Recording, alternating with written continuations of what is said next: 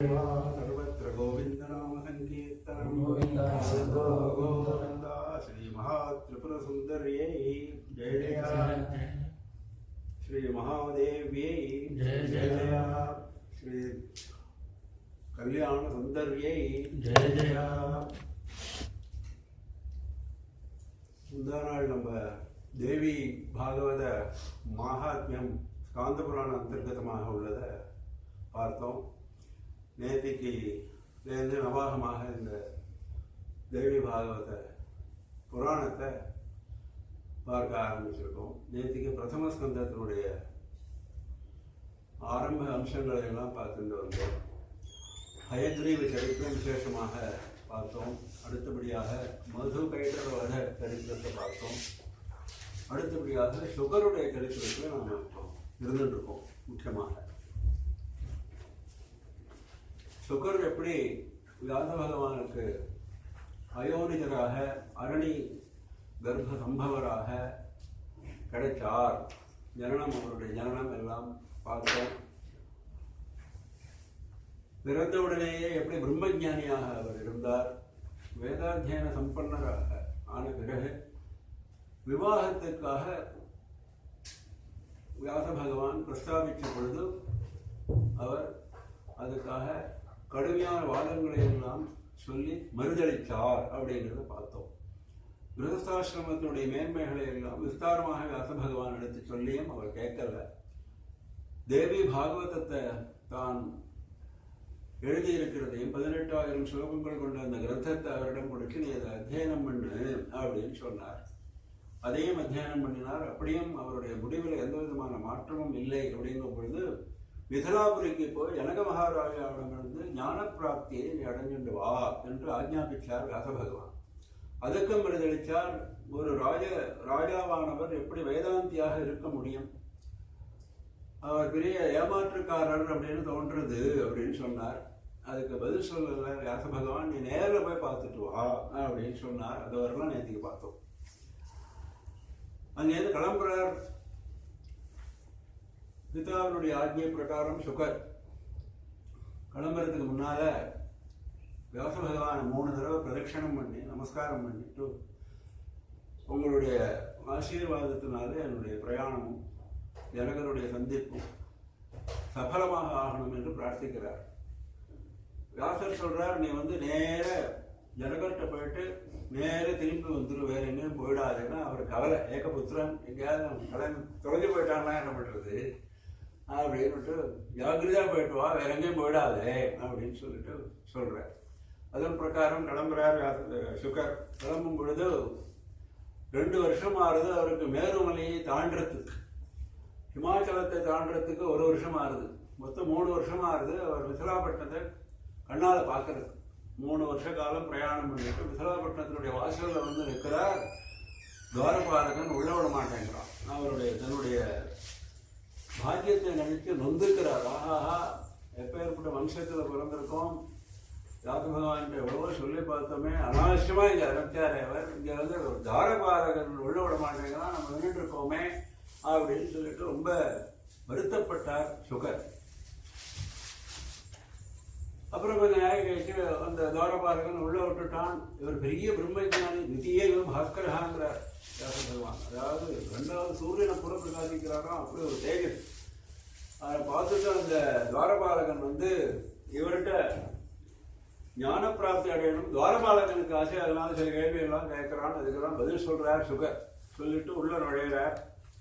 அந்த மிதிலாப்பட்டத்தின் வைபவத்தை எல்லாம் நம்ம விசாரமாக வர்ணிச்சிருக்காரு. அந்த கட்டத்தில் எப்படி சமிருத்தியாக இருந்துட்டு இருக்கு, வியாபாரம் எல்லாம் எப்படி நடந்துட்டு இருக்கு, எங்க பார்த்தாலும் ஒரே செழிப்பாக இருக்கு. அதெல்லாம் கண்ணால் பார்த்துட்டே போறார். ராஜபவனத்துக்கு போறார். ராஜபவனத்துக்கு போனால் மறுபடியும் துவாரபாலகன் எடுத்துட்டாங்க. நடாது ரொம்ப போயிடுச்சு என்று அவர் யோசனை பண்ணிட்டு இருக்கும் பொழுது கொஞ்ச நேரம் கழிச்சு ஒரு முகூர்த்த காலம் சொல்லிட்டார். ஒரு முகூர்த்த காலம் கழிச்சு அந்த ராஜாவுடைய மந்திரியானவர் வந்தார். வாங்க என்ற உபச்சாரம் பண்ணிட்டு உள்ள அழைச்சிட்டு போய் ஒரு பெரிய நந்தவனம். நந்தவனத்தில் ஏராளமான அதிசுந்தரமான ஸ்திரீகள். அவள்கிட்ட ஒப்படைச்சிட்டு அந்த மந்திரியானவர் போயிட்டார். அந்த ஸ்திரீகளை பற்றி சொல்லும் பொழுது கீதவாதித்ய குஷலாக காமசாஸ்திர விசாரதாக அப்படிங்கிறார். அவெல்லாம் பார்த்து மோகம் அடைஞ்சிட்டாலாம். ஏன்னா இவர் வந்து 2வது மன்மதனை போல இருக்கார் அப்படின்னு.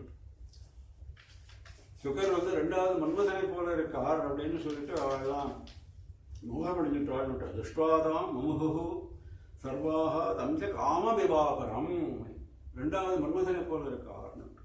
ஆனா இவர் மனசுல ஏதாவது விகாரம் ஏற்பட்டுதா அப்படின்னு அதுக்கு அடுத்த அரஸ்லோகத்தை சொல்லிட்டார். ஆரணேயஸ்து சுத்தாத்மா மாதிருபாவம் அகல்பயது. ஆரணேயர்னா அரணிக்கட்டைக்கு பிறந்தவர் முன்னாடியே பார்த்தோம் இல்லையா, அதான் சுகர். மாதிருபாவம் அகல்பயத்து, அத்தனை ஸ்திரீகளையும் மாதாவாக நினைச்சாராம் அவர். அவெல்லாம் அழைச்சிட்டு போனாள், உயர்ந்ததான ஒரு ஆசனத்தில் உட்காந்து வச்சாள், எல்லா விதமான ஆகாரங்களை எல்லாம் கொண்டு வச்சாள், ஸ்நானத்துக்கு ஏற்பாடு பண்ணி வச்சாள். ஸ்நானம் எல்லாம் பண்ணினார், ஆகாரம் எல்லாம் ஏற்றுக்கல. சாயங்காலம் ஆயிடுத்து, இவர் வாட்டில் உட்காந்துட்டார், சந்தியாவந்தனம் பண்ணினார், தியானம் எல்லாம் பண்ணினார். அந்த ராத்திரி முழுக்க எப்படி கழிச்சார் அப்படிங்கிறத ரொம்ப அழகாக சொல்றார் வியாச பகவான். அவெல்லாம் ஒரு உயர்ந்ததான படுக்கையெல்லாம் ஏற்பாடு பண்ணி, மஞ்சள் மெத்தை படுக்கையெல்லாம் ஏற்பாடு பண்ணி இந்த ஸ்திரீகள்லாம் கூடவே நின்றுட்டு இருக்கான். எப்படியாவது ஒரு வசப்படுத்தணும்னு பார்க்குறான். இவரோ சந்தியாவந்தனத்திலையும் தியானத்திலையும் மதுனராக இருந்தவர். ஒரு யாமம் அப்படி இருந்தாராம். 2வது 3வது யாமங்கள், ஒரு ராத்திரினா 4 யாமம், சிவராத்திரி பூஜை அட்டன் பண்ணுற வாழ்க்கை தெரியும், 4 யாமம் பூஜை பண்ணுவா, 3 மணி நேரம். அதனால முதல் யாமத்தில் இவர் வந்து சந்தியாவந்தனம் தியானம் பண்ணினாராம். 2வது 3வது யாமங்களில் தூங்கி போயிட்டாராம். 4வது யாமத்தில், அதாவது காத்தால 3 மணிக்கு எழுந்து பிராத்தஸ்நானம் எல்லாம் பண்ணிட்டு தியானத்தில் ஈடுபட்டு சந்தியாவந்தனாதிகள்லாம் முடிச்சுட்டு அனுஷ்டானங்கள்லாம் முடிச்சுட்டு அப்படியே பிரகாசிச்சுட்டு இருக்காராம், அக்னியை போல. இவெல்லாம் கிட்டே போக முடியல, ஸ்திரீகள்லாம் எல்லாம் நின்று ஓடி போயிட்டான். இவருடைய தேஜஸை பார்த்துட்டு பயந்து. அப்புறம் வரார் ஜனகர், காலங்காலத்தால் வரார் ஜனகர். இவரெல்லாம் பரீட்சை வச்சிருக்காரு. அவர் இவருடைய பிரம்மச்சரியம் எப்படி இருந்துட்டு இருக்கு, இவருடைய வேதாந்த ஞானம்னு அடிச்சுக்கிறாரே, அவர் குவாலிஃபைடா இருக்காரா இல்லையான்னு எப்படி கண்டுபிடிக்கும். அதுக்காக பரீட்சை வச்சார் ஜனகர். பரீட்சையில் வாசல் விட்டாருன்னு தெரிஞ்சு போச்சு. அங்கேருந்து வந்தவர் ரொம்ப அழகாக ஒரு பிரம்மஜானி வந்திருக்காருன்னா அவர் என்ன உபசாரம் பண்ணணும் பண்ணி வாங்கன்னு சொல்லி குசல பிரசனம் எல்லாம் பண்ணி பப்ரட்ச குசலம் காம் வினிவேத்திய பயஸ்வினீம், குசல பிரசனம் பண்ணிட்டு ஒரு உயர்ந்த பிராமணர் வந்தாக்க கோதானம் பண்றதுங்கிறது வழக்கம் அந்த காலத்துல.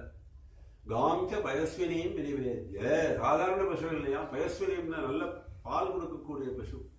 அப்போ ஒரு பசுவை தானம் பண்றார்.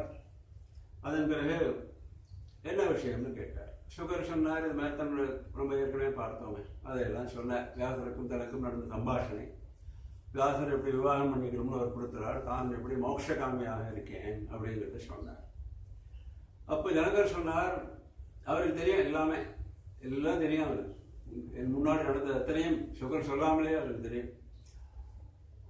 சாட்சாத் வியாச பகவான் அவரே அனுப்பிச்சிருக்கார் தங்கிட்ட அப்படின்னாக்கா அவருக்கு எவ்வளோ ஒரு மரியாதை இருக்கும் இல்லையா. வியாசர்கிட்ட எவ்வளோ மரியாதை, சுகர்கிட்ட எவ்வளோ மரியாதை. அதனால அவர் உபதேசத்தை ஆரம்பித்தார். அவர் சொன்னார், 4 ஆசிரமங்கள் வேதம் எப்போ சொல்லியிருக்கோ அதெல்லாம் வரிசை பிரகாரம் தான் போகணும். வரிசை பிரகாரம் போகிறது தான் விரக்த அதிகாரோஸ்தி சந்நியாசே நான்யதா குஜித். ரொம்ப விரக்தனா இருந்தாதான் சன்னியாசத்துக்கு யோக்கியதை உண்டே தவிர சாதாரணமாக இந்த 4 ஆசிரமங்கள் வரிசை பிரகாரம் தான் போகணும். வேதம் 40 சம்ஸ்காரங்கள் சொல்லியிருக்கு கிரகஸ்தனுக்கு. இது மாதிரி மோட்சகாமியாக இருந்தால் சன்னியாசாசிரமத்தில் ஈடுபாடு இருக்கு அப்படின்னு சொன்னாக்க அவனுக்கு 8 அதிகப்படியான சம்ஸ்காரங்கள் சொல்லியிருக்கு. அந்த 8 என்னங்கிறத சொல்றார். விவேகம், வைராக்கியம், சமம், தமம், உபரதி, திதிக்ஷை, ஸ்ரத்தை, சமாதானம். இதெல்லாம் ஞான மார்க்கத்தில் உள்ள அம்சங்கள். ஞான மார்க்கத்தில் ஆதிசங்கரர் சொல்லியிருக்கிற அம்சங்கள் தான். இதே தான் அதையும் சொல்லியிருக்கார், அவரும் சொல்லியிருக்கார். இது சம்ஸ்காரம் இல்லை, ஆக்சுவலாக இது மனசுல உள்ள சத்குணங்கள், அது சம்ஸ்காரம்னு அவர் சொல்றாரு. அப்போ இந்திரியங்கள்லாம் பலவான்கள். அதனால நீ அந்த கிரமப்படி போறதுதான் எல்லாருக்கும் உள்ள ஒரு வழி. வசிஷ்டாதி மகர்ஷிகள்லாம் அதே தான் அவலம்பிச்சிருக்காள். ஊர்த்வம் சுப்தா பதத்யேவ நகயான பதத்யதா. வசரமா உள்ள ஒரு படுக்கையால் படுத்துட்டவன் கீழே விழுந்தான்னா அடிபடும். கீழே படுத்துட்டான்னா கீழே விழுற குறித்து அடிபடுறதுக்கு வழி இல்லை. பரிப்ரஜ்ய பரிபிரஷ்டோ மார்க்கம் லபதே புனः. ஒரு பரிப்ராஜகன், அதாவது ஒரு சன்னியாசத்தை மேற்கொண்டவன் பிரஷ்டனாக ஆயிட்டான்னாக்க அவன் மகா பாபத்துக்கு சம்பாதிச்சுன்றான். அதனால ரொம்பவும் ஜாக்கிரதையாக இருக்க வேண்டியது. சன்னியாச ஆசிரமத்தை நுழைஞ்ச பிறகு மறுபடியும் கிரகஸ்தாசிரமத்துக்கு திரும்பி வர முடியாது. அதுக்காக தான் இந்த 4 ஆசிரமங்கள் வச்சிருக்கு. பரிவிரஜ்ய பரிபிரஷ்டா ந மார்க்கம் லபதே புனः. அதனால ரொம்ப ஜாக்கிரதையா இருக்கும். மனசை அடக்கிறதுங்கிறது அவ்வளவு சுலபம் இல்லை. சுத்தோ முக்தா ததேவாத்மா நவைபத்யேத கர்ஹிசித். முக்திங்கிறது மனசுல இருந்துருக்கு, ஆசிரமத்துல இல்லை. கிரகஸ்தாசிரமத்தில் இருந்துட்டே முக்தனாக இருக்க முடியும். வசிஷ்டாதி மகர்ஷியெல்லாம் இல்லையா அப்படின்னு எல்லாம் சொன்னார். வெயில் இருந்தால்தான் நிழலுடைய அருமை தெரியும். அதனால கிரகஸ்தாசிரமத்தில் இருந்துட்டு தான் அந்த முக்திக்கு நம்ம பாடுபட்டோம் அப்படின்னு சொன்னார். சுகர் உடனே பேச்ச மாத்தினார். சுகர் சொன்னார், கிரகஸ்தாசிரமம்னாக்க வேத மார்க்கத்தில் உள்ள கர்மாக்களை எல்லாம் பண்ணணும். அந்த காலத்துல ரொம்ப கடுமையாக கர்மாக்களை அனுஷ்டானம் பண்ணின காலம் இல்லையா. எல்லாரும் யஜ்யங்கள் பண்ணுவா. யஜ்யங்கள்னாக்க பசுஹிம்சை உண்டு. அதை அப்படி சொல்லிட்டாரு. இப்போ யஜ்யங்கள்னா பசுஹிம்சை உண்டு. முன்னாடி ஒரு ராஜா இருந்தானே, அந்த ராஜா என்ன பண்ணினான், ஏராளமான யஜ்யங்கள் பண்ணினான். பண்ணிட்டு ஏகப்பட்ட பசு, அந்த சர்மவதி அப்படி ஒரு ஊராவே ஆயிடுத்து. அந்த பசுகளுடைய சர்மங்கள்லாம் சேர்ந்து சர்மன்வதி அப்படின்னு சொல்லிட்டு ஒரு ஆறாகவே ஆயிடுத்து. அந்த ரத்தம் எல்லாம் சேர்ந்து அவ்வளவு பசுஹிம்சை பண்ணினான் அவன். அப்பேற்பட்ட பசுஹிம்சை பண்ணக்கூடிய கிரகஸ்தாசிரமம் அவசியமானு கேட்டார். அதுக்கு பதில் சொன்னார் ஜனகர், அப்படியெல்லாம் இல்லை, வேதம் சொல்லியிருக்கிற யஜ்யங்கள் தான் எல்லாரும் பண்ணிட்டு வரா. அந்த ராஜா கொஞ்சம் கூட அதில் ஸ்ரத்தை இருந்ததுனால பண்ணினான், அவ்வளவுதான் வித்தியாசமே தவிர பற்றற்று கர்ம பலனை எதிர்பார்க்காமல் நாம வேதோக்தமான கர்மாக்களை பண்ணினா நமக்கு சிரேயஸ்தானே தவிர நமக்கு எந்த விதமான வசுஹிம்சை அப்படிங்கிற பாபமானது நம்மளை வந்து சேராது அப்படிங்கிறத ரொம்ப விஸ்தாரமாக நிரூபணம் பண்ணினார். அடுத்தபடியாக இவர் என்ன சொன்னார், சுக்கர் என்பது வாதமானது நடந்துட்டு இருக்கு 2 பேருக்கும். பல வாதங்கள், சில முக்கியமான வாதங்களை மாத்திரம் நம்ம பார்த்துட்டு இருக்கோம். அது சரி, நீங்கள் ராஜாவாக இருந்துட்டு இப்போ அது பழைய கேள்வி வந்துட்டேன். வியாசர்கிட்ட என்ன சொன்னாரோ அது, ராஜாவாக இருந்துட்டு ஞானியாக இருக்கிறதாக எங்கள் அப்பா சொன்னார்.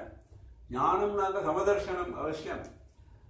நீங்களும் ராஜாவாக இருந்தாக்க ஒரு திருடனையும் ஒரு பிரம்மஞானியையும் எப்படி ஒன்றாக பாவிக்க முடியும்?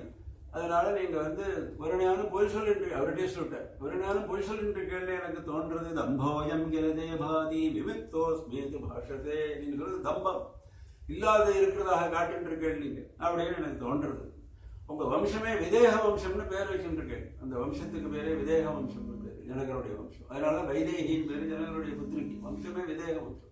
விதேகம்னாக்க தேக சம்பந்தம் இல்லாததுன்னு அர்த்தம். தேகம் வேறு நான் வேறு அப்படிங்கிற அனுபவத்தை மனதிலே பாவித்தவர்கள் விதேக வம்சத்தை சேர்ந்தவர்கள். அத்தனை ராஜாக்களும் பிரம்மஞானிகள் அப்படின்னு பேர் வைக்கின்றீர்களே, இது எப்படி உண்மையாக இருக்க முடியும்? ராஜாவா இருந்துட்டு எப்படி ஞானியா இருக்க முடியும்? 1. 2வது, உங்க வம்சத்து கதை எனக்கு தெரியாதா? நிமிராஜான்னு இருந்தான், அது சொல்றாரு, பழைய கதையை சொல்றாரு. உங்க வம்சத்துக்கு ஆரம்பத்தில் நிமிராஜான்னு இருந்தான். அவர் வந்து குருவாகிய வசிஷ்டரையே சபிச்சார். அது அந்த பின்னால வருது அந்த கதை. ஒரு குருவையை சபிச்ச ஒரு ராஜா எப்படி விதேகன்னு சொல்லிக்க முடியும் தன்னை? அவனுக்கு தேகபாவம் இருந்ததுனால தானே சபிச்சான் அப்படின்னு. உடனே ஜனகர் சரியான கேள்வி கேட்டார் இல்லையா? ஜனகர் சொன்னார், நீ சொல்றது எத்தனையும் சத்தியம். அந்த ராஜாவை இப்போ இழுக்க வேண்டாம், இப்போ என்னை பத்தி நம்ம பேசுவோம். நான் வந்து இப்போ விதேகனா தான் இருந்துட்டு இருக்கேன். எனக்கு வந்து எந்த விதமான பற்றுதலும் கிடையாது. நான் ராஜ்ய பரிபாலனம் பண்றேனே தவிர ராஜ்யத்துக்கும் எனக்கும் எந்த விதமான சம்பந்தமும் இல்லை. நபத்தோஸ்மீது புத்தியாகம் சர்வதைவ சுகி முனே. சர்வதா ஏவ சுகி, நான் எப்பவும் ஆனந்தத்திலே மக்னாக இருந்துட்டு இருக்கேன். நபத்தா அஸ்மி, நான் வந்து எனக்கு பந்தனம்ங்கிறது எனக்கு கொஞ்சம் கூட கிடையாது. எந்த விதமான பந்தனமும் இல்லை அப்படிங்கிற பூர்ண சுதந்திரத்தோட நான் இருந்துட்டு இருக்கேன். ஆனா நீ எப்படி இருக்கே? இப்போ தொம் துக்கி சதைவாசி பத்தோகமிதி சங்கையா, நீ நான் பத்தன் பத்தன் பத்தன் அப்படிங்கிற ஒரு உணர்ச்சியோட இருந்துட்டு இருக்கேன். அதனால எப்பவும் துக்கத்தோட இருந்துட்டு இருக்கு. உனக்கும் எனக்கும் உள்ள வித்தியாசம் தான். நீ எப்பவும் பத்தனாக உணர்ந்துட்டு இருக்கா, எப்பவும் துக்கத்துல இருக்க. எனக்கு பந்தம்னா என்னன்னே தெரியாது. நான் சுதந்திரனாக இருந்துட்டு இருக்கேன். அதனால பரமானந்தத்தோட இருந்துட்டு இருக்கேன். அதான் உனக்கு எனக்கு உள்ள வித்தியாசம்னு சொல்லி நம்முடைய உபதேசத்தை முடிச்சார். சுகர் வந்து ஞான பிராப்தி அடைஞ்சிட்டோம் அப்படிங்கிற திருப்தி ஏற்பட்டது. திரும்பிட்டார். அவர்கிட்ட ஒன்றும் சொல்லலை, திரும்பிட்டார். திரும்பி நேராக வியாச பகவான்கிட்ட வந்து சொன்னார் நடந்ததை எல்லாம். வியாசருக்கு ஒரே ஆனந்தம். என்ன ஆனந்தம்? கல்யாணம் பண்ணிக்கிறது ஒத்துணுட்டானே அப்படிங்கிறாங்க. ஜனகர்கிட்ட போயிட்டு வந்தது ரொம்ப சௌக்கியமாக எடுத்து. மகாபாரதத்திலையும் சொல்லப்பட்டிருக்கு இந்த சுக ஜனக சம்பாதம், ரொம்ப விசேஷமாக சொல்லப்பட்டிருக்கு மகாபாரதத்தில். அதே தான் இந்த தேவபாகவதத்தில் சொல்லப்பட்டிருக்கு. வந்து விவாகம் பண்ணிக்கிறார். பித்ருக்களுடைய கன்னிக்கை பீவரி அப்படிங்கிற கன்னிக்கை விவாகம் பண்ணிக்கிறார். 4 புத்திரர்கள், ஒரு புத்திரி. இப்போ இதுலேயும் கொஞ்சம் வித்தியாசம் வரும். சுகர்னாலே அவர் பிரம்மஜானி, கல்யாணம்னா என்னென்னு தெரியாது அப்படின்னு எல்லாரும் நினைச்சுட்டு இருப்போம். ஏன்னா ஸ்ரீமத் பாகவதத்தில் அது மாதிரியான ஒரு பாவம் நமக்கு கொடுக்கப்பட்டு ஏற்கனவே சொல்லியிருக்கேன். ஸ்ரீமத் பாகவதத்துக்கும் மகாபாரதத்துக்கும் தேவ பாகவதத்துக்கும் பல வித்தியாசங்கள் உண்டுன்னு சொல்லிட்டு பரீட்சத்தை பற்றியும் நம்ம சொன்னேன். அதே மாதிரி இங்கேயும் வித்தியாசம் உண்டு. அதுக்காக நம்ம கவலைப்பட வேண்டாம். அப்படியெல்லாம் கொஞ்ச நாளைக்கு கிரகஸ்தாசிரமத்தில் இருந்து அப்பாவை திருப்தி பண்ணிட்டு திடீர்னு ஒரு நாளைக்கு என்ன பண்ணினார், கைலாச சிகரத்திலேருந்து கிளம்பி பறந்து போயிட்டார் சுகர். எங்கே போனார்னு தெரியல. போகிற இடத்துல ஒரு பெரிய தேஜஸ் தான் இருந்தது. சரீரத்தை விடணும் பிரம்மஞானியாக ஆயிடணும்னு அவர் சொல்லிட்டு பண்ணிவிட்டார். பார்த்துட்டே இருக்கார். வியாச பகவான் பின்னாலே ஓடுறார். இது வந்து ஸ்ரீமத் பாகவதன் வருது, ஆரம்ப ஸ்லோகங்கள்ல வருது. பின்னால ஓடுறார். சுகர் மேல ஒரு தேஜஸ் ரூபமாக போயிட்டு இருக்கார். இவர் பின்னால ஓடுறார். சுகான்னு கத்தின்னு போறார். பாக்கி உள்ள விரக்ஷங்கள்லாம் பதில் சொல்றது, மரங்கள்லாம் பதில் சொல்றது. என்ன ஹே பிதாவே அப்படின்னு பதில் சொல்றது விரக்ஷங்கள். அவர்கிட்ட பதில் இல்லை. அதாவது அவர் வந்து பிரம்மஞானியாக ஆயிட்டார் அப்படிங்கிற காரணத்தினால அவர் பதில் சொல்லாட்டாலும் அவருடைய தேஜஸானது இந்த பிரபஞ்சம் முழுக்கவும் பரவிட்ட காரணத்தினால விரக்ஷங்கள் கூட பதில் சொல்றது. பதிலாக பார்த்தார்.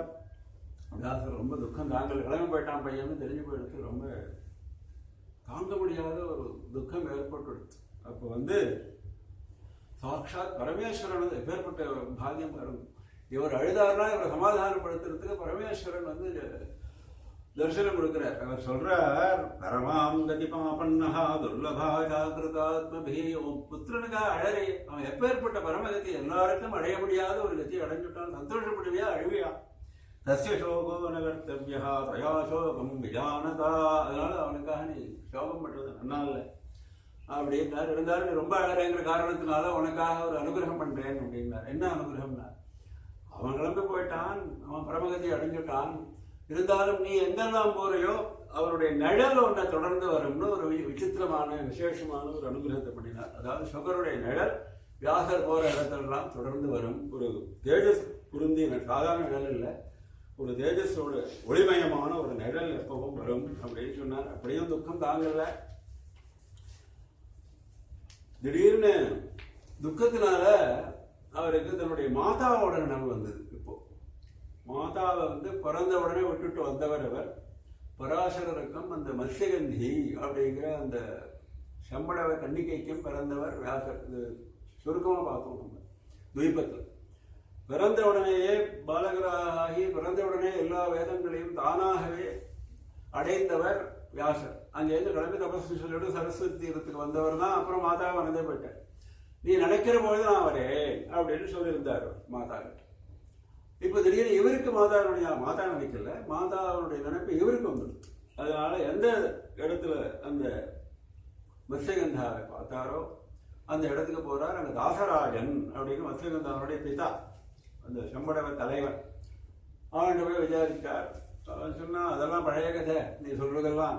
அதுக்கப்புறம் மத்ஸ்யகந்தாரெல்லாம் பேரே போய் யோஜனகந்தான்னு ஆயிட்டாளே, அவன் மறந்து போயிட்டியான். என்ன பராசரர் வந்து அவருடைய மத்ஸ்ய கந்தத்தை நீக்கி ஒரு பெரிய சுகந்தத்தை கொடுத்துருந்தார் இல்லையா, அந்த கதை வருது மகாபாரதத்தில் வருது, இங்கேயே சொல்லப்பட்டிருக்கு. அதனால யோஜனகந்தாவாக ஆகி அதுக்கப்புறம் சத்தியவதி அப்படிங்கிற பெயர் மாறி சந்தனு அப்படிங்கிற மகாராஜா கல்யாணம் பண்ணிட்டு சந்தனோட இருந்துட்டு இருக்காள்னு சொன்னார். ஓ அப்படியே அந்த மாதிரி சந்தோஷம் சொல்லிட்டு திரும்பி வந்துட்டார், தபஸ் பண்ணுறதுக்கு போயிட்டார். இப்போ வந்து அந்த சந்தனுடைய கதைக்கு வர்றார் வியாச பகவான். தேவி பாகவதத்தில் 2வது ஸ்கந்தத்தில் இதில் வந்துட்டு இருக்கு இந்த கதை. சந்தனுவானவர் ஒரு சாபத்தினால பூமியில் வந்து பிறந்தவர். அதே மாதிரி கங்கையும் ஒரு சாபத்தினால பூமியில் வந்து பிறந்தவள். இந்த சந்தனுவுக்கும் கங்கைக்கும் விவாகமானது ஏற்படுறது.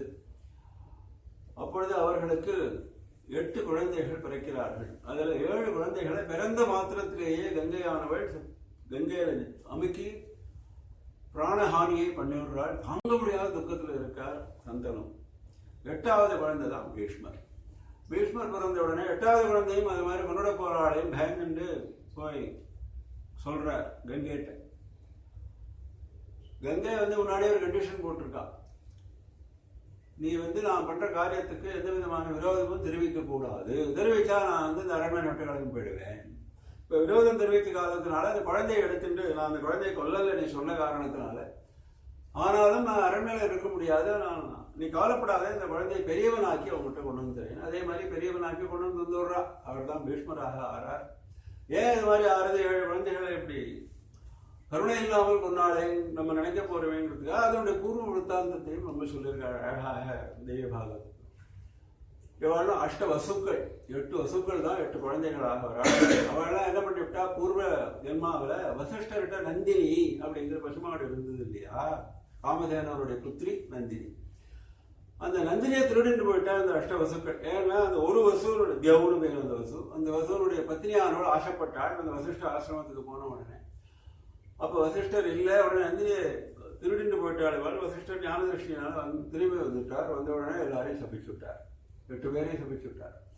அதுல ஒரு வசுவுக்கு ரொம்ப கடுமையான பாபம் இருந்த காரணத்தினால ஒரு வசம் ரொம்ப நாளைக்கு பூமியில இருந்து கஷ்டப்படுவான், இன்னொரு பாக்கி 7 பேரும் பிறந்த உடனே முக்தி அடைஞ்சிருவாள்னு அவர் சொல்லிட்டு போயிருந்தார், வசிஷ்டருடைய சாபம். அதனால இவெல்லாம் அந்த 7 வசுக்களும் பிறந்த உடனே அந்த கங்கைக்கு இதெல்லாம் தெரிய முடியும். அதனால அப்படி அவர் தான் 8வது வசு தான் அந்த பீஷ்மராக அவதாரமானவர். அப்புறம் இந்த சத்தியவதியை பார்த்து இந்த சந்தனுவானவர் ஆசைப்பட்டார் அப்படிங்கிற காரணத்தினால, ஏற்கனவே பீஷ்மர் சந்தனுக்கும் கங்கைக்கும் பிறந்தவராக இருக்கிற காரணத்தினால பீஷ்மர் பெரியவராக இருக்கார். அவரோட அப்பா ரொம்பவே துக்காக்கிராந்தராக இருக்காரே, என்ன விஷயம் அப்படின்னு எல்லார்ட்டையும் கேட்டால் ஒருத்தரும் சொல்ல தெரியல. ஆனால் துக்காக்கிராந்தம், ஏன்னா ஒரே ஒரு தடவை போய் பார்த்துட்டு வந்துட்டார், தற்செயலாக காட்டில் வேட்டையாட போகும்போது சத்தியவதி மனசை பறி கொடுத்துட்டார். அப்போ சொல்றாரு, அப்பாட்ட சொல்றார், அதுக்கு தர்மம் இருக்கு. திக்தம் சுதம் பிதுரீப்சிதார்த்தம் க்ஷமோபி சன்ன பிரதிபாதயேத்யா. அப்பேற்பட்ட புத்திரனுக்கு அவமானம், திக்காரம் பண்ணணும். எப்பேற்பட்ட எந்த புத்திரன் அப்பாவுடைய ஆசையை தெரிந்து கொண்டு அதை நிறைவேற்றாமல் இருக்கிறானோ என்ன புத்திரனா, என்ன புத்திரன்னு சொல்ல முடியாது. ஜாதேன கந்தேன சுதேன காமம் பிதுர்ன கந்தாம் கீதமுத்தரேத்யா. பிதாவுடைய கந்தி கொஞ்சம் கூட கவலைப்படாமல் அதை ஆசையை நிறைவேற்றாமல் இருக்கக்கூடிய புத்திரன் என்ன புத்திரன்? ராமர் அப்படியா பண்ணினார்? தசரதனுடைய வாக்கியத்தை எப்படி காப்பாற்றினார்? 14 வருஷம் காட்டுக்கு உடலையா? பரசுராமர் என்ன பண்ணினார்? அப்பா சொன்னாரேன்னு சொல்லிட்டு அம்மாவையே கத்தி எடுத்து வெட்டி கொலை பண்ணினார் பரசுராமர். அப்புறம் பழைய சொல்லிட்டார், அது வேற விஷயம். அதே திருப்பி அப்பாவுடைய வரனாக வாங்கி பழைக்கும்படி பண்ணினார். அது முதல்ல கொண்டது தானே. அப்படியெல்லாம் பிதர்வாக்கிய பரிபாலனை பண்ணியிருக்காரு. நான் உங்களுடைய ஆசையை நிறைவேற்ற மாட்டேன்னா என்னன்னு சொல்ல மாட்டேங்கிற, யாருமே சொல்ல மாட்டேங்கிற, அது கூட சொல்லலை.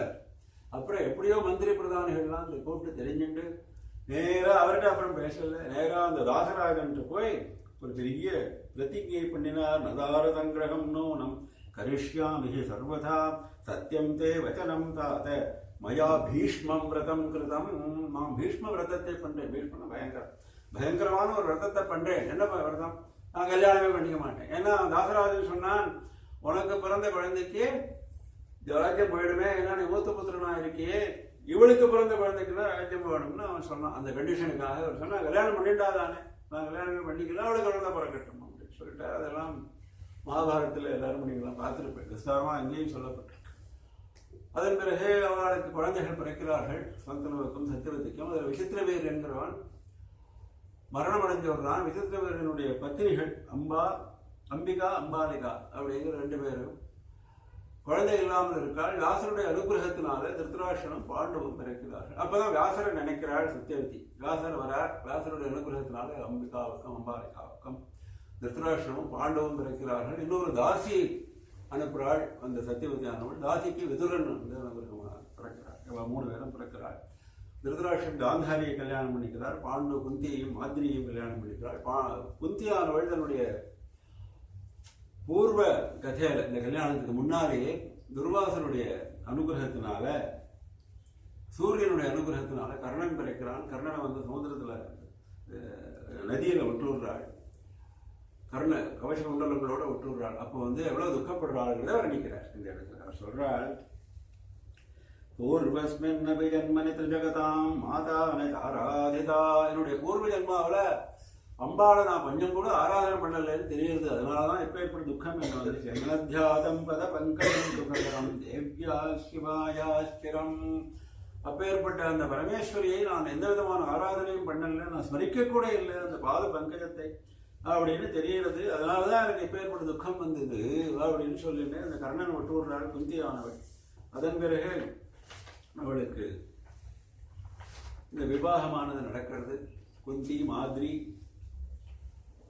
பாண்டவர்கள் பிறக்கிறார்கள். ஒரு தேவர்களுடைய அம்சமாக யுதிஷ்டிரன் தர்ம தெய்வத்தினுடைய அம்சமாகவும், பீமன் வாயு தெய்வத்தினுடைய அம்சமாகவும். அதே காரணம்னா அதுக்கு ஒரு வேலை இருக்கு, ஏதோ சாப்பங்கள்லாம் இருக்கு. அதனால பாண்டவுக்கு குந்திக்கும் மாதிரிக்கும் குழந்தைகள் பிறக்க முடியாமல் தேவர்களுடைய அம்சமாகத்தான் குழந்தைகள் பிறந்தாகணும் சாப காரணத்தினால. அடுத்தபடியாக அர்ஜுனன் இந்திரனுடைய அம்சமாகவும், நகுல சகாதேவர்கள் மாதிரிக்கு அஸ்வ தேவர்களுடைய அம்சங்களாகவும் பிறக்கிறார். எல்லாம் தேவாம்சங்களாக பிறக்கிறார்கள்.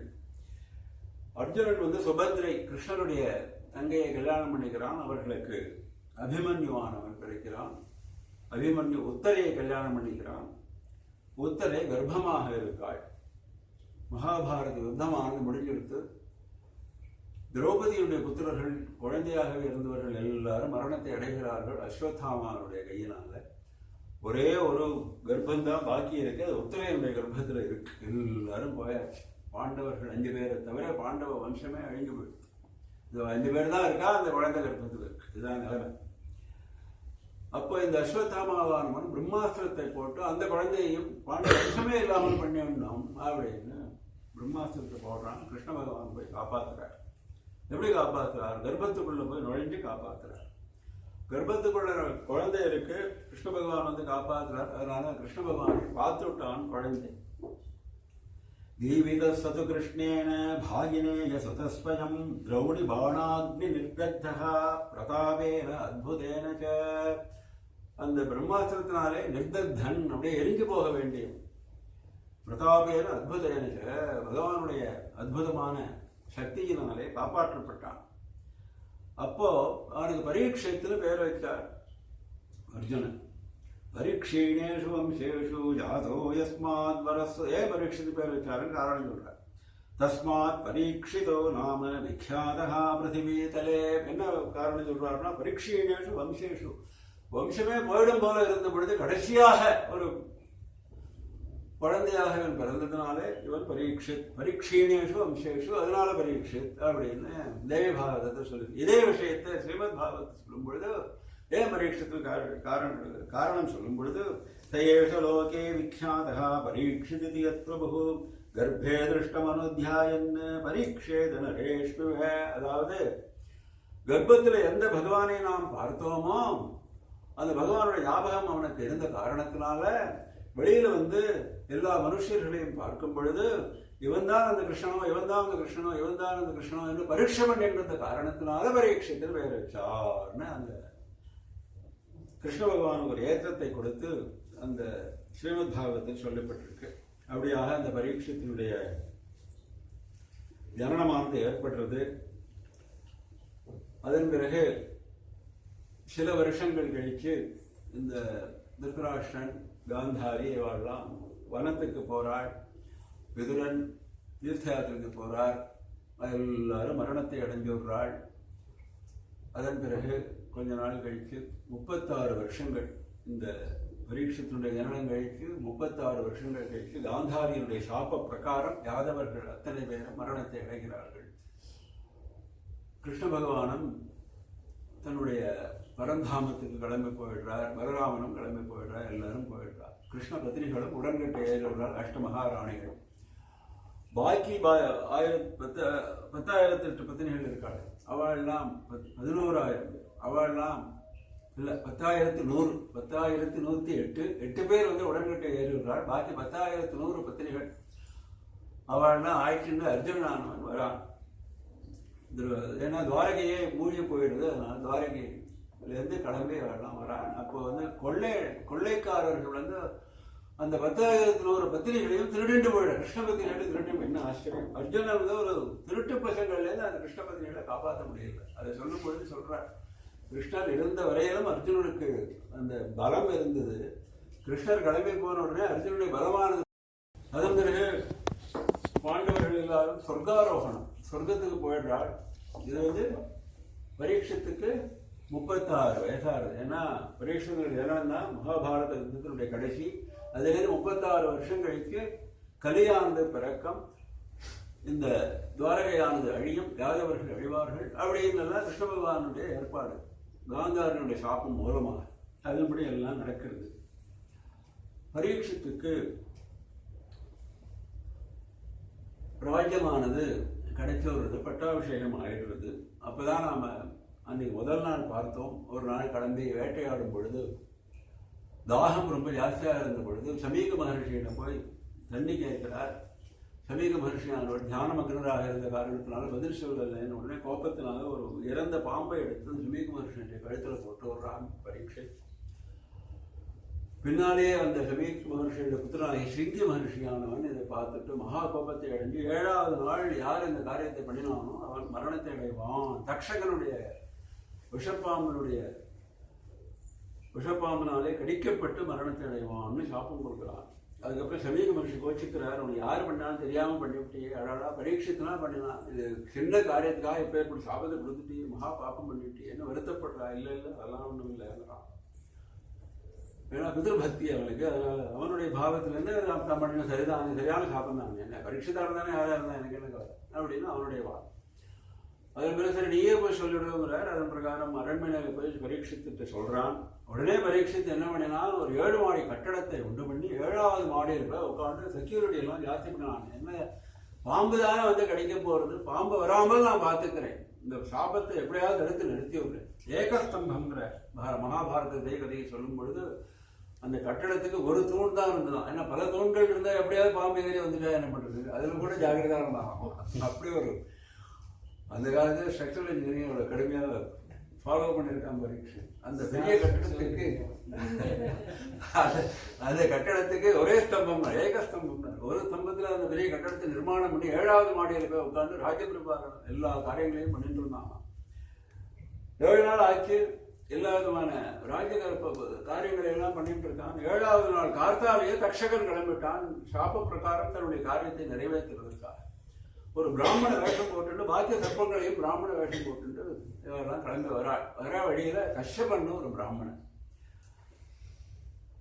அவரும் அரண்மனைக்கு வந்துட்டு இருக்கா. இவ்வளோ அரண்மனைக்கு இந்த பிராமண கூட்டமும் அரண்மனைக்கு வந்துட்டு இருக்கு. இந்த கஷ்யபன் பிராமணனை பார்த்தோடனே சந்தேகம் வந்துருக்கு இவருக்கு, எதுக்காக இவர் பிராமணன் எதுக்கு போறாருன்னு. என்ன விஷயம், எங்கே போறேன்னு கேட்டார். சாதாரணமாக கேட்குறாங்க, பிராமணன் தானே இவரும், அதனால் வேஷம் பண்ணிருக்கான்.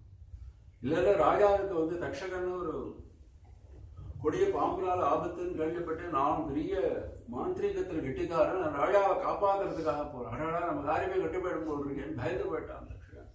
அது சரி, தக்ஷகனுடைய விஷம் எப்பேற்பட்ட விஷம், நீர் என்னையா மந்திரம் வச்சிருக்கீங்க, உமால அதெல்லாம் காப்பாற்ற முடியுமா அப்படின்னு கேட்டான் கஷ்யபன். அதெல்லாம் இல்லை, என்கிட்ட உள்ள மந்திரத்தை பற்றி உனக்கு என்ன தெரியும், நான் காப்பாற்றிடுவேன்னு சவால் விட்டார். சவால் விட்ட உடனே அவன் என்ன பண்ணான், தக்ஷகன் ஒரு ஆலமரத்தை காமித்து இதை நீங்கள் எரியும்படி பண்ணுங்க உங்களுடைய சக்தியினால், இல்லை நான் எரியும்படி பண்ணி விடுறேன் என்னுடைய சக்தியினால நீங்கள் அதை பழைக்கும்படி பண்ணுங்கன்னு சொன்னான் கஷ்டப்பட்டு. இதை எரியும்படி பண்ணினா பழைக்கும்படி பண்ணிவிட்டார். அவர் பயந்து போயிட்டான் கஷ்டம். ஆலமரம் ஒன்றுமே இல்லாமல் புசுங்கி போனோம். ஆலமரம் எங்கேயாவது முழு மரமாக வெளியில் வருதா எவ்வளோ வருஷம் ஆகுது, ஒரு க்ஷணத்தில் பழையபடி அப்படியே வந்துடுத்து இவருடைய மந்திர சக்தியினால். ஆச்சரியப்பட்டு போயிட்டான் தக்ஷன். ஆஹா, இப்போ நம்ம காரியம் நிச்சயமாக கட்டுப்பாடு போட்டிருக்கேன், இப்போ என்ன பண்ணுறதுன்னு புரியாமல் தவிச்சான். அப்போ அடுத்தபடி இவருக்கு ஏதாவது பணத்தை கொடுத்து திருப்பி அனுப்புறது தான் வழி அப்படின்னு தீர்மானம் பண்ணினான். அப்போ சொன்னால் அவருடைய மரணமானது நிச்சயம், அதனால் நீ எதுக்கு போய் அனாவசியம் அங்கே போய் தோற்று போகிற, அதனால் நான் அவனுக்கு பணம் தரேன், ஒரு ராஜா எவ்வளோ பணம் கொடுக்குறோம் அவ்வளோ பணத்துக்கு மேலேயே நான் கொடுக்குறேன்னு சொல்லிட்டு சொன்னான். இவர் யோஜனை பண்ணினார், இது பெரிய தப்பு இல்லையா, மாந்திரிகத்தினால சாக போகிறவனை காப்பாற்றுறது தானே தர்மம், அதனால அப்படி காப்பாற்றாமல் நான் விட்டுட்டேன்னாக்க அது மகா பாபத்துக்கு நான் ஆளாயிடுவேன் அப்படின்னு கவலைப்பட்டார். அப்புறம் இவர் ஜோதிஷம் தெரிஞ்சவர் கஷ்யபர்னா அந்த கஷ்யப பிரஜாபதி இல்லை, கஷ்யபருக்கு பேர் கொண்ட ஒரு பிராமணர். இவர் ஜோதிஷம் தெரிஞ்சவர், அதனால மனசுக்குள்ள யோஜனை பண்ணி பார்த்தா இவன் எப்படி ஆக போறான்னு தெரிஞ்சு போயிடுது அவருக்கு. அதனால சரி பணமாவது கிடைக்கிறதே விட்டு நம்ம போய் திண்டாடிட்டு இருக்க வேண்டாம், இவன்கிட்ட கொடுத்த பணத்தை வாங்கிட்டு போயிடுவோம்னு சொல்லிட்டு வாங்கிட்டு போயிட்டு ஆர்மி சொல்லிட்டு இதே பாகவத கதை முடிஞ்செடுத்து. ஆனால் அவனுக்கு என்ன ஆச்சு கஷ்டப்படுறதுங்கிறத ஸ்காந்த புராணம் சொல்றது. ஏன்னா இதோட விட்டுட்டா என்ன இல்லையோ, அதனால ஸ்காந்த புராணம் சொல்றது கஷ்டப்படுது. அப்புறம் ரொம்ப பயம் வந்துருக்கு, ஆஹாஹா ஒரு பெரிய தப்பு பண்ணிவிட்டோமே அப்படின்னு உள்ளுக்குள்ள ஒரு உதறல். அப்போ அவருடைய குரு கால்வலர்னு ஒரு மகர்ஷி அவர்கிட்ட போய், ஆஹாஹா மகாதப்பை பண்ணிட்டு பிரம்மஹத்திக்கு சமானமான தோஷத்தை பண்ணிட்டு ஆடாடா. ஒரு வைத்தியனுடைய கடமை என்ன தெரியுமா? கடைசி வரையிலும் காப்பாற்ற வேண்டியது அவனுடைய கடமை. ரொம்ப சொல்றாரு அவர். அன்னைக்கு பார்த்த மாதிரி பஞ்சமகா பாத்தகங்கள் அதெல்லாம் சொல்லிட்டு சொல்றாரு அவர்.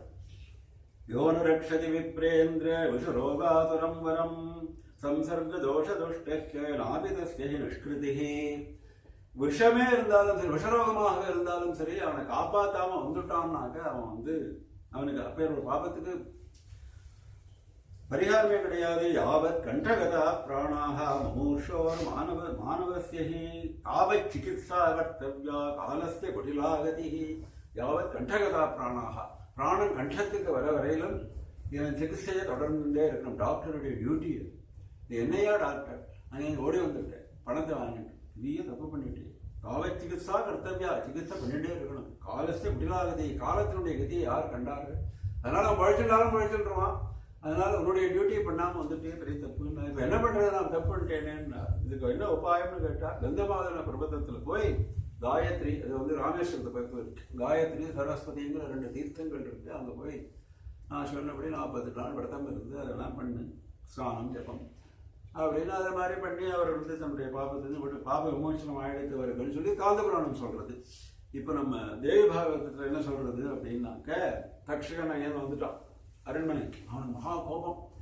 என்ன பரீட்சித்து ராஜா பெரிய தர்மஷன்னு பேர் வாங்கிட்டு இருக்கான், யுதிஷ்டிரருக்கு சமானமான தர்மராஜ்யம் பண்ணிட்டு இருக்கான்னு எல்லாரும் சொல்றாளே. 7 நாள் இவனுக்கு உயிர்னு தெரிஞ்ச உடனே தர்மத்தை கடைப்பிடிப்புனா இது மாதிரி தன்னுடைய செக்யூரிட்டியே பலப்படுத்திட்டு ராஜகாரியம் பண்ணிட்டு இருப்பான். என்ன முட்டாளவன் சொல்றான். தக்ஷகன் சொல்றான், பஞ்சயாமி கதம் ஜெயினம் ராஜானம் பாபகாரிணம் விப்ரசாபாத்தம் மூடம் விப்ரபீடாகரம் ஷடம். எப்பேர் கூட மூடன் இவன்.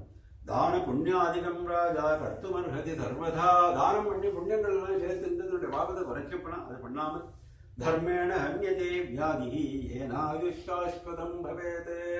தர்மேண ஹன்யதே வியாதி, தர்மம் பண்ணி வியாதியை குறைச்சிக்காமல் இப்படி பண்றானேன்னு சொல்லிட்டு வருத்தப்பட்டான் தக்ஷகன். அங்கேருந்து வந்தான், சாயங்காலம் ஆயிடுத்து.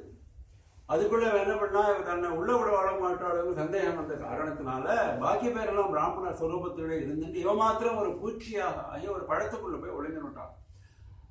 அங்கேருந்து வந்த பிராமணர்கள்லாம் இந்த மாதிரி நாங்கள்லாம் பிரசாதத்தை எடுத்து வந்திருக்கோம், ராஜாவுக்கு நேரடியாக கொடுக்கணும்னு ஆசைப்படுறோம்னு சொன்னான். இல்லை ராஜா யாரையுமே உள்ள விடக்கூடாதுன்னு சொல்லி பிரசாதம் தானே கொடுக்கணும், பிரசாதத்தை நாங்கள் கொடுத்து வரோம்னு சொல்லி பிரசாதத்தை வாங்கிட்டு கொண்டு போய் கொடுத்துட்டாள். சாயங்காலம் ஆகிடுத்து, போராத காலம், அஸ்தமனமாக போகிறது. இனிமேல் நமக்கு ஒன்றும் ஆபத்து இல்லை, 7 நாள் இருந்தாலும் கணக்கு. இனிமேல் நமக்கு ஒன்றும் ஆபத்து இல்லை, பழத்தை சாப்பிட்டுடலாம். என்ன காரணம், போராத காலம். கரெக்டாக அந்த பழத்தை தான் எடுத்தான். ஏகப்பட்ட பழங்கள் இருக்கு, கரெக்டாக அந்த பழத்தை தான் எடுத்தான். அந்த பழத்தை எடுத்த உடனே அதுக்குள்ள சின்ன பூச்சி இருந்ததுங்கிற பார்க்கவும் பார்த்தான். அப்பவும் அவனுக்கு ஒன்றும் புத்தி மாறுதல் ஏற்படலை. அந்த பழத்தை சாப்பிட்டான். சாப்பிட்றதுக்கு முன்னாலே வாயில் வச்சு கடிக்க போறான். அதுக்குள்ளே இந்த பூச்சியானது தக்ஷகனாக மாறி ஒரே க்ஷணம்தான் ஒரே ஜுவாலை, விஷ ஜுவாலை அப்படியே எரிஞ்சு போய் சாம்பல் ஆயிட்டான். தக்ஷகன் மேலே ஏறி கிளம்பி போயிட்டான். தன்னுடைய காரியம் முடிஞ்சு போயிடுது. இதான் நடந்தது. இதன் பிறகு அவனுடைய புத்திரன் ஜனமேஜயன், சின்ன பாலகன், அவனை ராஜாவாக்கினாள். ஜனமேஜனுடைய அவன் பெரிய வேதாத்தியாய எல்லா வேதங்களையும் கற்றுக்கொண்டவன். ஜனமேஜனுடைய ராஜ்யத்தை வர்ணிக்கும் பொழுது சொல்றார் யாக பகவான், தர்மராஜா யுதிஷ்டிரருடைய ராஜ்யம் எப்படி இருந்ததோ அதே மாதிரி தர்மபுத்திர போலே ராஜ்யம் பண்ணினார். அப்படி ஒரு தர்ம மார்க்கத்திலே கடைபிடிக்கிட்டு இருந்தான் ஜனமேஜயன். அவனுடைய போராத காலம் அவனுக்கு ஒரு குரு இருந்தார், உத்தங்கர்னு பேர், ஒரு முனிவர் அவருடைய அரண்மனையில் இருந்தவர். அவருக்கு இந்த தக்ஷகளை கண்டா விரோதம். என்ன காரணம் வந்துருக்கு, அதனால அவரை கலப்பி விட்டுட்டார் இந்த ஜனமேஜயன். இந்த மாதிரி தக்ஷகன் தான் உன்னுடைய பிதாவுக்கு துர்மரணத்தை உண்டு பண்ணினான் தெரியுமா? தெரியும். அவன் என்ன பண்ணுவான், நான் நியாயத்தை எடுத்து சொன்னான். அவன் என்ன பண்ணுவான் பாவம், வெப்ர சாபம். அந்த வெப்ர சாபத்துக்கு அவன் தர்ஷகன் அவருடைய காரியத்தை நிறைவேற்றிட்டு போனான். அவனுடைய தப்பு என்ன வந்திருக்கு? இல்லை அதெல்லாம் ஒன்று நடைபெற கஷ்டம் இவர் சொல்றாரு. இப்போ இந்த உத்தங்க நிறைய பேர் கஷ்யப்பர் பிராமணர் வந்தார், அவர் எதுக்காக திருப்பி அனுப்பிச்சான், அவர்கிட்ட காப்பாத்திருப்பார் கஷ்யப்பர். அதனால வேணுன்ட்டே பண்ணான் தட்சகன்னு சொல்லி ஒரு உத்வேகத்தை உண்டு பண்ணான். அதனால இப்ப என்ன பண்ணணுங்கிற எல்லா சர்ப்பங்களையும் நீ வந்து தட்சகனை கூப்பிட்டு அக்னியில் நம்ம என்கிட்ட சக்தி இருக்கு, தட்சகனை மரணத்துக்கு நான் உள்ளாக்குறேன், அவங்க அப்பாவுக்கு துர்மரணம் உண்டு பண்ணு அப்படின்னு கலைப்ப விட்டுட்டார். அதன் பிரகாரம் சர்ப்ப சத்திரத்துக்கு ஏற்பாடு பண்றான். எல்லா சர்ப்பங்களும் பிராணம் விடுறது, தட்சகனையும் ஆஹ்வானம் பண்றார் அந்த உத்தங்க முனிவர். தட்சகன் ஏற்கனவே அதுக்குள்ள பயந்துண்டு இந்திராசனத்தை பிடிச்சுண்டு இந்திரன்ட்டு போய் சரணாகதி பண்றான் அப்படின்னு இது உத்தங்கருக்கு தெரிஞ்சது ஞானதிருஷ்டினால. அதனால இந்திரனையும் கூப்பிட்டுட்டார் அவர். அதன் பிரகாரம் பயந்து போயிட்டான் தேவேந்திரன், தன்னையே கூப்பிடுறார் அக்னியில விழறதுக்கு. அப்பொழுது என்ன ஆச்சுன்னு கேட்டாக்க, இந்த ஆஸ்திகர்ங்கிற ஒரு ரிஷி அவர் வந்து தட்சகனுக்கு உறவு. ஜரத்காவரோன்னு பெரிய மகர்ஷி, நம்ம வந்து சந்தியானந்தத்தை சொல்றோம் இல்லையா, ஜரத்காவரோர் ஜரத்காரம் ஆஸ்திக ரிஷி பேர் வரது இல்லையா அந்த மந்திரத்தில், நர்மதாய அந்த ஆசிரியர் தான் இவர். சர்ப்பங்கள் எல்லாம் சேர்த்து சொல்றது அந்த மந்திரம். அவரால் சர்ப்பங்களுக்கு, ஏன்னா சர்ப்பத்தை தான் கல்யாணம் பண்ணிட்டார் அந்த ஜரத்கார மகர்ஷி, வாசுகியை தான் கல்யாணம் பண்ணிட்டார். அவருக்கு பிறந்தவர் இந்த ஆஸ்திகர். அது ஒரு தனி கதை, இப்போ அந்த கதையை போகணும். அந்த ஆஸ்திகர் வந்து தெரிஞ்சு போயிடுத்து இந்த மாதிரி வாசுகி தன்னுடைய அம்மா இது மாதிரி தட்சகனுக்கு ஆபத்து வந்துடுத்து அப்படின்னு உடனே நேரம் கிளம்பி வரார் ஆஸ்திகர். அங்கேருந்து வந்து ஜனமேடி ஏற்றோம், பெரிய மகர்ஷி வந்திருக்கார் அப்படின்னு உடனே வாங்க வாங்கன்னு சொல்லி உபச்சாரம் பண்ணி என்ன வேணும்னு கேட்டான். இது மாதிரி யாகத்தை நிறுத்துறது, இது மாதிரி மகா தப்பு பண்ணிட்டேன், மகா பாப்பம் பண்ணிட்டேன், இந்த சர்ப்பங்கள்லாம் என்ன பாபம் பண்ணிட்டு, உன்னுடைய பிதாவினுடைய கத்தி அது மாதிரி இருந்தது, எப்படி பாப்பத்தினால அது மாதிரி ஆனான் அப்படின்னு நியாயத்தெல்லாம் எடுத்து சொன்னார். சரின்னு சொல்லிட்டு அவர் வாக்கு கொடுத்தாச்சு, நீங்கள் சொல்றபடி செய்கிறேன்னு சொல்லிட்டு அதனால வாக்குப்படி யாகத்தை நிறுத்திட்டான். அதன் பிறகு மனசுல ஒரு அசாந்தி இருக்கு இல்லையா, ஏன்னா அப்பாவுடைய துர்கதி என்ன அடைஞ்சிட்டார், நல்ல சர்க்கதி அடையலையே அப்படிங்கிற ஒரு தாபம் இருந்தது. அதனால கூடவே வியாச பகவான் வந்தார். அவருடைய சிஷ்யர் வைசம்பாயனை விட்டு மகாபாரதத்தை உபதேசம் பண்ணு அப்படின்னார். வைசம்பாயனர் மகாபாரதத்தை உபதேசம் பண்றார் ஜனமேஜயருக்கு. அதன் மூலமாக தான் நமக்கு மகாபாரதமான கிடைச்சதுன்னு அன்றைக்கே நம்ம பார்த்தோம். அதனால அப்படியே மனதில் சாந்தி ஏற்படலைன்னு உடனே வியாச பகவான் தானாகவே தேவி பாகவதத்தை உபதேசம் பண்றார் ஜனமேஜயருக்கு. அப்போ தேவி பாகவதம் ஆரம்பிக்கும் பொழுதே அதை ரொம்ப பிரசம்சையாக சொல்றார். சம்சார தாரிணியும் திவ்யாம் நானாரச சமாஹிருதாம், பல ரசங்களையும் கொண்டது, சம்சார துக்கத்திலிருந்து தாரணம் பண்ணக்கூடியது. தேசவாக்யாக்கிருத பிரஜா தன்யாஸ்தே நிருபசத்தம ஏஷாம் சித்தே சதா தேவி வசதி பிரேம சங்குலே.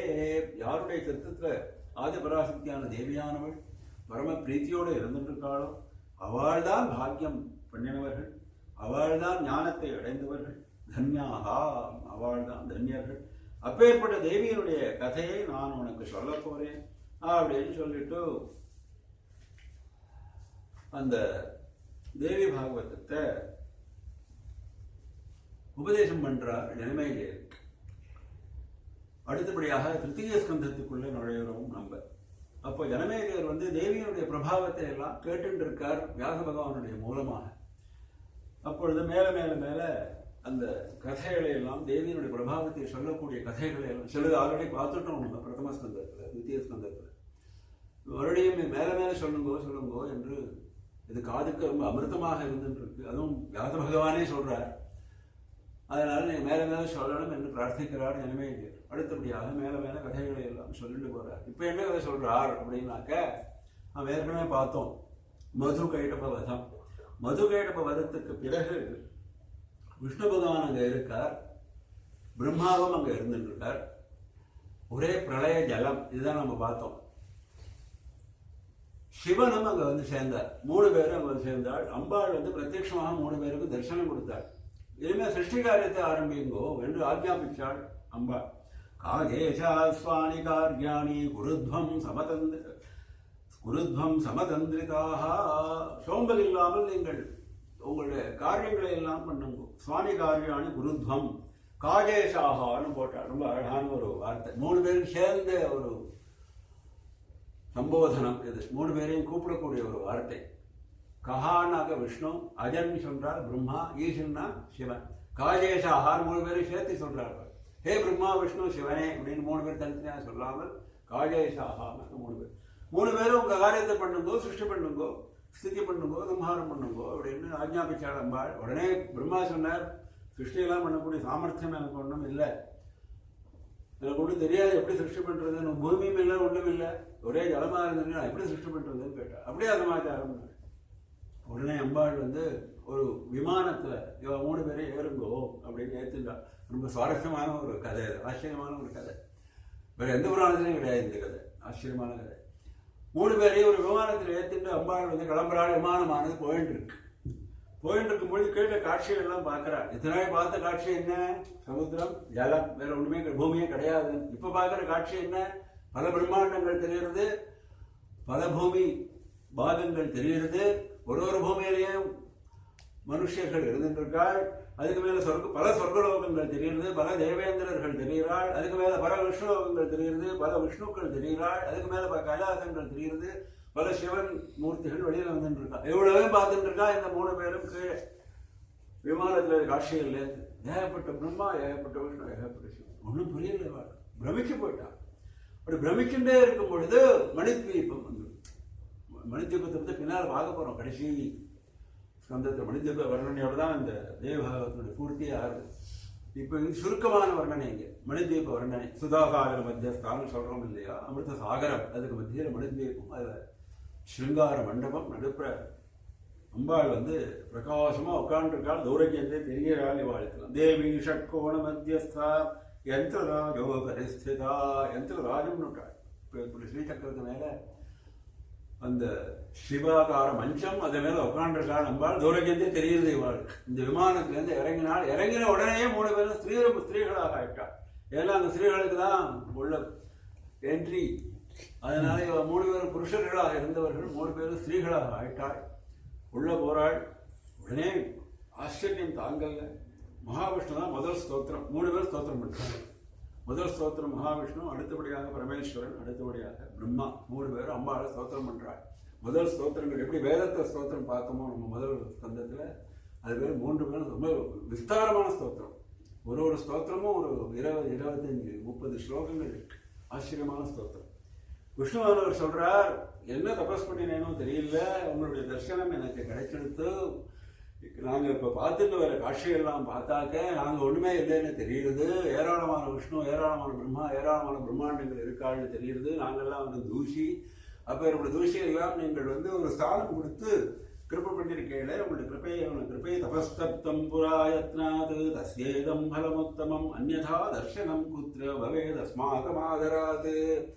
ஏதோ பெரிய தபஸ் பண்ணிருக்கோம், ஏதோ புண்ணியம் கிடைச்சிருக்கு, இல்லாட்டா அவங்க தர்சனம் எங்களுக்கு எங்கேருந்து கிடைக்கும். லக்ஷாம் சேன தொலாமஸ்யா நமபாம கதஞ்சன அப்படின்னு சொல்லி நான் வடபத்திரசாலியாக ஆலமரத்தில் சாஞ்சிட்டு இருந்த பொழுது நீங்கள் வந்து எனக்கு தரிசனம் கொடுத்தீங்களே, அது இப்போதான் எனக்கு ஞாபகம் வருதுங்கிறார். அந்த பழைய ஞாபகம் வந்து நம்ம பார்த்துட்டோம் ஏற்கனவே அந்த காட்சி. அதே தாயார் தான் நீங்கள் எனக்கு தெரியுது அப்படின்னு சொல்லிட்டு ஸ்தோத்திரம் பண்றாள். அடுத்தபடியாக நமோ தேவ்யை ச பிரகிருத்யை ச விதாத்ரே சததம் நமஹ கல்யாண்யை காமதாயை ச விருத்தி சித்தியை நமோ நமஹ. இதெல்லாம் இந்த ஸ்தோத்திரமானது போயிட்டு இருக்கு. கடைசியாக என்ன சொல்றார் மகாவிஷ்ணுவானவர் அப்படின்னாக்கா, எனக்கு ஞானம் தானே பெருசு இந்த லோகத்தில், ஞானத்தை கொடுத்துருங்கோ. நமோ தேவி மகாவித்யே நமாமி சரணம் தவ சதா ஞான பிரகாசம் மே தேகி சர்வார்த்ததே சிவே அப்படின்னு சொல்லி முடிக்கிறார். அடுத்தபடியாக சிவன் வந்து ஸ்தோத்திரம் பண்றார். சிவன் சொல்றார், இப்போ நாங்கள்லாம் 3 பேர் இருக்குமே, எங்களெல்லாம் உண்டு பண்ணினவள், எங்களுக்கெல்லாம் தாயார் நீதான் ஜனனி அப்படிங்கிறது எங்களுக்கெல்லாம் தெரிஞ்சு போயிடுது. நாங்களாம் ஏதோ சுதந்திரமா காரியங்கள் பண்ணியிருந்தா நினைச்சுட்டு இருந்தோம். அந்த இக்னோரன்ஸ், அந்த அஞ்ஞானமானது விலகித்து நாங்கள்லாம் இப்போ ஸ்திரீபாவத்தோட இருந்துட்டு இருக்கோம். ஸ்திரீபாவத்தோட நீங்க தான் புருஷராகவும் நாங்கள்லாம் ஸ்திரீகாவும் இருந்து உங்களுக்கு பாத சேவை பண்ணணும் அப்படின்னு எங்களுக்கு ஆசையாக இருந்துட்டு இருக்கு. உங்களுடைய பாத தூளி இருக்கே, அந்த பாத தூளியை சிரச மேல வைக்கின்றாலே எல்லா காரியங்களையும் சாதிச்சு விடலாம் இல்லையா. சகலலோக சத்ருஷ்டுரகம் ஹரிஹி கமலபூஷ்ட பவாமயதாம்பிகே. கமலபூ பிரம்மா, ஹரி விஷ்ணு சகலலோக சுசுக்ஷு எல்லா லோகத்தையும் சிருஷ்டி பண்ணணும்னு ஆசைப்பட்டு இருக்காரு அந்த பிரம்மா. தவபதாம்புஜ பாம்சு பரிகிரகம் சமதிகம்ய ததானுஷக்ரிம. தவபதாம்புஜ பாம்சு, உங்க பாதார பிந்தத்துல ஒட்டின்னுக்கிற அந்த தூளி இருக்கு, அந்த தூளியை பரிகிரகம் அதை எடுத்து சிறமேல் வச்சுண்டால் தானே எங்களால் இந்த காரியங்கள்லாம் பண்ண முடியும். அதுக்காக தான் இங்க வந்திருக்கோங்கிற ஞானம் இப்ப கிடைச்சது. அப்ப முதல்ல உண்மை தெரியாதுன்னு சொன்னார் பிரம்மா. அதுக்காக இப்ப அம்பாள் ஆயுஷன் வந்திருக்காரு. அதுக்காக சொல்றாரு, பிரதம ஜன்மனி ஜாதிகதோ மையா ததசனான விபாதி நவாக்ஷரஹா. எத்தனையோ ஜன்மம் ஆயிடுத்து எனக்கும், எத்தனையோ காலமாக நானும் இந்த பதவியில் இருந்துருக்கேன். நீங்களே எங்களுக்கு உபதேசம் பண்ணிருக்கேன் நவாட்சரத்தை.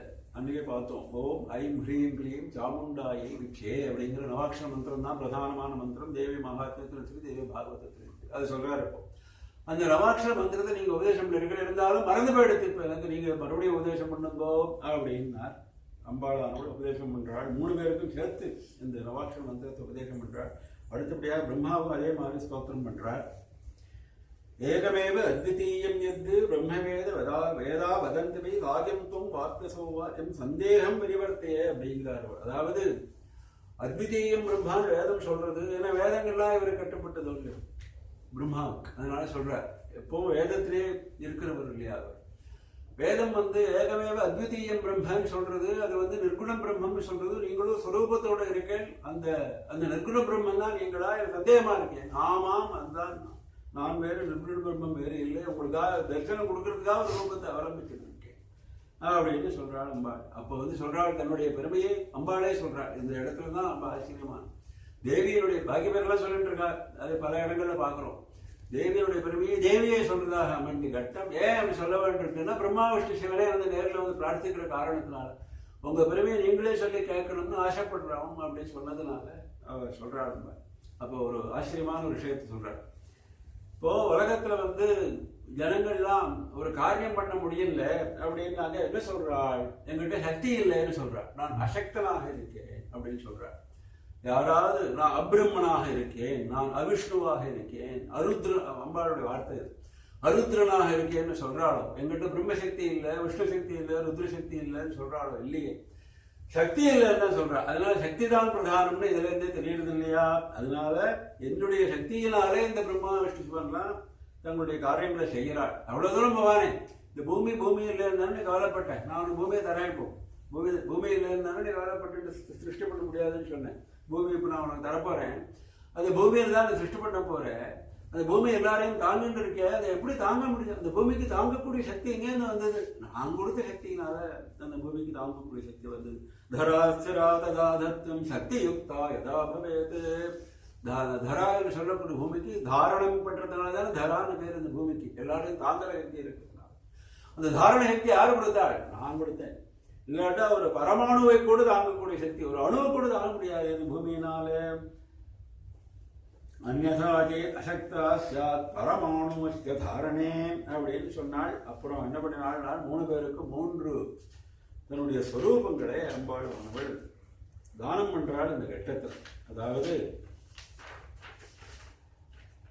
பரமேஸ்வரனுக்கு கௌரியையும், மகாவிஷ்ணுவுக்கு மகாலட்சுமியையும், பிரம்மாவுக்கு சரஸ்வதியும் தன்னுடைய 3 அம்சங்களாக உண்டு பண்ணி அவள்கிட்ட ஒப்படைக்கிறாள். இவாளை வச்சுட்டு தான் அவனுடைய காரியமே நடக்க போறது. எதுவும் காரியம் நடக்க முடியாது சொன்னீங்க, இவாளை வச்சுட்டு தான் அவன் காரியம் நடக்கும் அப்படின்னு சொல்லிட்டு 3 அம்பாளையும் அவள்கிட்ட ஒப்படைக்கிறாள். நவாட்சர உபதேசம் பண்றாள். ரொம்ப நாளி அந்த இடத்தை விட்டு கிளம்புறதுக்கு இஷ்டம் இல்லை இவா 3 பேருக்கு. அங்கேயே உட்காந்து தபஸ் பண்ணிட்டு இருக்காள். அப்புறம் இன்னும் வேதாந்த உபதேசங்களை எல்லாம் பண்ணணும்னு பிரார்த்திக்கிறார் பிரம்மா. அது நம்முடைய வேதாந்த உபதேசங்கள் எல்லாம் பண்றாள். நாமோச்சாரண மாத்திரேன வாஞ்சிதார்த்த பலப்பிரதா அப்படின்னு சொல்றாள். தேவியோட நாமத்தை சொன்னாலேயே எல்லா பலன்களும் கிடைக்கணுமே. வாஞ்சிதார்த்த பலப்பிரதான்னு சொல்லி தேவியே சொல்ற வாக்கியம் இது. அப்போ இந்த சிருஷ்டின்னு சொல்ற காலப்படுறியே, சிருஷ்டிங்கிறது 3 குணங்களாக ஆனது, சத்வரஜ தமோ குணங்களாக ஆனது அப்படின்னு சொல்லி அந்த 3 குணங்கள்லாம் என்ன? சத்துவகுணங்கிறது வெண்மையாக இருக்கும், ரஜோகுணங்கிறது சிவப்பாக இருக்கும், தமோ குணங்கிறது கருப்பாக இருக்கும் அப்படின்னு சொல்லி ஒரு குணத்தினுடைய வர்ணனை எல்லாம் பண்ணி இந்த 3 குணங்களும் சேர்ந்ததுதான் பிரபஞ்சம் அப்படின்னு அந்த தத்துவங்களை எல்லாம் எடுத்து சொல்லிட்டு இந்த 3 குணங்களும் தனித்தனியாக நீங்க எங்கேயுமே பார்க்க முடியாது இந்த சிருஷ்டியில. அதையும் சொல்றாங்கப்பா, 3 குணங்களும் சேர்ந்தே தான் இருக்கு. சத்துவகுண பிரதானமாக இருக்கலாம், ரஜோகுண பிரதானமாக இருக்கலாம், தமோகுண பிரதானமாக இருக்கலாம். ஆனால் தனியாக இருக்க முடியாது, எப்பவும் சேர்ந்தே தான். அதுக்கு ஒரு உதாரணம் சொல்றாங்கப்பா. என்ன அப்படின்னாக்க, ஒரு தீபத்துல அக்னியானது ஜுவாலையானது இருந்துட்டு இருக்கு. ஆனா ஜுவாலை தனியா இருக்கும், ஜுவாலை தனியா இல்லை. ஜுவாலைக்கு வேணுங்கிறது திரி, திரிக்கு வேணுங்கிறது தைலம், தைலம் வந்து தமஸ், அந்த திரிங்கிறது ரஜஸ், அந்த ஜுவாலை ஒன்றுதான் சத்துவம். எப்படி தத்துவம் தனியாக இருக்க முடியலையோ, இந்த 3ம் சேர்ந்துதான் இருக்கோ, அதுதான் பிரபஞ்சம் அப்படின்னு தத்துவங்களை எல்லாம் எடுத்து சொல்றாள். அதன் பிறகு இவெல்லாம் வந்து சிருஷ்டி காரியத்தை பண்றாள். சிருஷ்டியானது நடந்துட்டு இருக்கு. இப்போ அடுத்த சரித்திரத்துக்கு போறார் வியாச பகவான். சத்தியபிரதன் அப்படிங்கிற ஒரு உயர்ந்ததான சரித்திரம். என்ன சரித்திரம் அப்படின்னு கேட்டாக்க, ஏற்கனவே நாம் பார்த்தோம், இந்த ஐம் என்று சொல்லக்கூடிய வாக்பீஜத்தினுடைய மகிமையை விஸ்தாரமாக நாம் பார்த்தோம். இப்போ மறுபடியும் அதே வாக்பீஜத்தினுடைய மகிமை தான் சொல்ல போறார் வியாச பகவான் இந்த சரித்திரத்தின் மூலமாக. கோசல தேசம் நமக்கெல்லாம் பரிச்சயமான தேசம். அயோத்தியா எங்கே இருக்கோ அதுதான் கோசல தேசம். அந்த கோசல தேசத்துல தேவதத்தன் அப்படின்னு ஒரு பிராமணோத்தமர் இருந்தார். அவருக்கு புத்திரன் இல்லை, அதனால ஒரு புத்திர காமேஷ்டி யஜ்யத்தை பண்ணினார். அவர் ஒரு யஜ்யம் பண்றதுன்னா 4 பேர் வேணும்னு அன்னைக்கு பார்த்தோம். நம்ம ஒரு பிரம்மா, ஒரு ஹோதா, ஒரு அத்வர்யு, ஒரு உத்காதா அப்படின்னு பார்த்தோம். பிரம்மா தான் சூப்பர்வைஸ் பண்றவர், அத்வர்யு தான் யஜுர்வேத பிரகாரம் யாகம் பண்றவர், ஹோதா வந்து ரிக்வேத மந்திரங்களை எல்லாம் சொல்லக்கூடியவர், உத்காதா வந்து சாமகானம் பண்றவர் அப்படின்னு பார்த்தோம். இதுக்கெல்லாம் இடம் இருக்கு ஒரு யஜ்யத்தில். எல்லாரும் சேர்ந்துதான் இந்த யஜ்யத்தை பூர்த்தி பண்ணோம். இப்ப இதுல இந்த யஜ்யத்தில் யார் யார் வந்திருக்கான்னு சொல்லிட்டு லிஸ்ட் கொடுத்துருக்காரு. ஆச்சரியமா இருக்கும் அந்த லிஸ்ட்டை பார்த்து. அவர் எப்பேற்பட்டவர்னு தெரியுது. அந்த தேவதத்தங்கிற பிராமணோத்தமர் யாரு ஹோதான்னு கேட்டா சாட்சாத் பிரகஸ்பதி பகவானே ஹோதாவா வந்து உட்காந்துருக்காரு. அத்வர்யு யாருன்னு கேட்டா யாஜ்ஞவல்கிரே வந்து உட்காந்துருக்காரு அத்வர்யு. உத்காதா யாருன்னா கோபிலர்னு சொல்லிட்டு சாமவேத ஆச்சாரியர் இப்படி உட்காந்துருக்காங்க. அப்போ வந்து பிரம்மா வந்து சுகோத்ரர் அப்படிங்கிற ஒரு பெரிய மகரிஷி. இப்ப யஜ்யமானது நடந்துட்டு இருக்கு. சாமகானம் பண்ண வேண்டிய வேலையில இந்த கோபிலர் வந்து சாமகானம் பண்ணிட்டு இருக்கார். ரசந்தர சாமான்னு நீங்க கேள்விப்பட்டிருப்பேன். ரொம்ப உயர்ந்தது சாமா. நம்ம சமகத்தில் கூட வருது, பிருகத் ரதந்தரவ் அப்படின்னு வருது. பிருகத் சாமா, ரதந்தர சாமா, 2 சாமாவுக்கும் ரொம்ப விசேஷம் சொல்லப்பட்டிருக்கு. அதனால பிருகத் ரதந்தரவுன்னு அது 2 மாத்திரம் எடுத்து சொல்லியிருக்கு. எல்லா சாமாக்களையும் உயர்ந்ததான சாமா அந்த 2 சாமா, சாம மந்திரம். இவர் வந்து ரதந்தர சாமாவை இப்போ ஜபம் பண்ண ஆரம்பிச்சிருக்கார் கோபிலர். வயசாகிடுத்து. அதனால சாமகானம்னா உங்களுக்கு தெரியுமே, மூச்சை பிடிச்சி கரெக்டாக அந்த ஸ்வரத்தோடு பண்ணினாதான் அதுக்கு பலன் உண்டு. அப்படி பண்ணிட்டு இருக்கிறவர் என்ன ஆகிடுது, கொஞ்சம் ஸ்வர வித்தியாசப்பட்டு வயசான காரணத்தினால மூச்சு பிடிக்கும் பொழுது அதை பார்த்துட்டார் யாரு, இந்த தேவதத்தன். அவர் எவ்வளவு கெட்டியாரா பாருங்க. அவர் எவ்வளவு கெட்டியாரா இருந்தா இவர் வந்து தப்பு பண்ணிட்டாரு கண்டுபிடிக்கிறார். கண்டுபிடிச்ச உடனே வந்து சாதாரணமா போய் சொல்லியிருக்கலாம், அவருக்கு போறாதான், அவர்கிட்ட போய் சொல்லியிருக்கலாம் இது மாதிரி தப்பு நடந்துருது அப்படின்னு. அவருக்கு ஏதாவது ஒரு பதில் சொல்ல போறாரு, அல்லது திருப்பி சொல்லிட போறாரு, ஏதாவது ஒரு பரிகாரம் கண்டுபிடிக்க வேண்டிய பொறுப்பு கோபிலர். அவரும் பெரிய சாமகாச்சாரியார். நாங்கள்லாம் நான் சாமவேதி, சாம வேதத்தில் இந்த உபாகர்மா பண்ணும் பொழுது இந்த ஆச்சாரியாளுக்கெல்லாம் சாமவேத ஆச்சாரியாளுக்கெல்லாம் தர்ப்பணம் பண்ணும் பொழுது இந்த கோபிலருக்கு விசேஷமான தர்ப்பணம் இருக்கு. அவ்வளவு பெரிய ஆச்சாரியர் அவர். அவர்கிட்ட போய் இவர் வந்து என்ன பண்றாரு, கடுமையாக பேசிவிட்டார் இந்த தேவதத்தர். என்னையா நீ எப்பேருடைய யஜ்யம் நான் பண்ணிட்டு இருக்கேன், சத்புத்திரன் மாடும் சொல்லிட்டு புத்திர காமேஷ்டி யஜ்யத்தை கெடுத்துட்டேன், என்னையா பிராணம், என்னையா சாமகத்திட்டு கண்ணாமனான்னு கேட்டுட்டார். கண்ணாமனான்னு பேசலாமோ, அது ஒரு சபையில போய் கோபம் வந்துடுத்து கோபிலருக்கு. சாபம் கொடுத்துட்டார். என்ன சாபம் கொடுத்தார், மூர்க்கஸ்தே பவிதா புத்திரஹா ஷடசப்த விவர்ஜிதா. அவனுக்கு புத்திரன் பிறப்பான், என்ன யஜ்யம் பண்ணிட்டு இருக்கீங்க, மூர்க்கனான புத்திரன் பிறப்பான். அவனுக்கு பேச்சுன்னா என்னன்னு தெரியாது, சப்த விவர்ஜிதான்னு. சப்தமே, ஏன்னா சப்தத்துல தானே இவர் இப்போ குறை சொன்னார். அதனால சப்த விவர்ஜிதான்னு விட்டார். சப்தமே வாக்குல இருந்து வராதுன்னு விட்டார். எப்படி இருக்கும் தேவை, தாங்க முடியல துக்கம். பெரிய தப்பு பண்ணிட்டோம் உங்களுக்கு. அப்பதான் உணர்ந்தார். சாஷ்டாங்கமா நமஸ்காரம் பண்ணி, நீங்க இப்படி எல்லாம் ஏதோ பெரிய தப்பு பண்ணிட்டேன் வாஸ்தவம், அதனால இப்படி ஒரு தண்டனை கொடுக்கப்படாது, நீங்க மகான்கள்லாம் அப்படிலாம் கோச்சிக்க கூடாது அப்படின்னு சொல்லி. மகான்களுடைய சுபாவமே என்னன்னாக்க அது சொல்றாரு அடுத்த ஸ்லோகத்தில். மகான்கள் எப்படி இருப்பாள், க்ஷணகோபா மகான் தோவை பாபிஷ்டாக கல்பகோபனாக. எவ்வளோ அழகான ஸ்லோகமாக இருக்கும். மகான்களுடைய கோபம் வந்து ஒரு க்ஷணம் தான் இருக்குமா. க்ஷணார்த்தம்னு சொல்லியிருக்கு சில இடங்கள்ல, சில இடங்கள் க்ஷணம்னு சொல்லியிருக்கு. ஒரு க்ஷணமோ ஒரு க்ஷண அர்த்தமோ தான் அவங்களுடைய கோபமானது நீடிக்குமா. பாபிஷ்டர்கள், பாபிகளுக்கு கோபம் இப்படி கல்ப கோபனாக ஒரு கல்பகாலம் பிரம்மாவருடைய பகல்ல பல ஜென்மாக்களுக்கு அந்த கோபமானது நீடிக்குமா. போன ஜென்மாவில் நம்ம யார்கிட்ட அதனால சில சமயம் காரணம் இல்லாமல் நம்ம கோபம் வருது. சின்ன விஷயத்துக்கு பெருசா தண்டனை கொடுக்குறோம் நம்ம. ஏன் பழைய கோபம் அந்த எத்தனையோ ஜென்மாக்களுக்கு முன்னாடி ஏற்பட்ட கோபம் அதெல்லாம் கல்ப கோபனாகிறார்.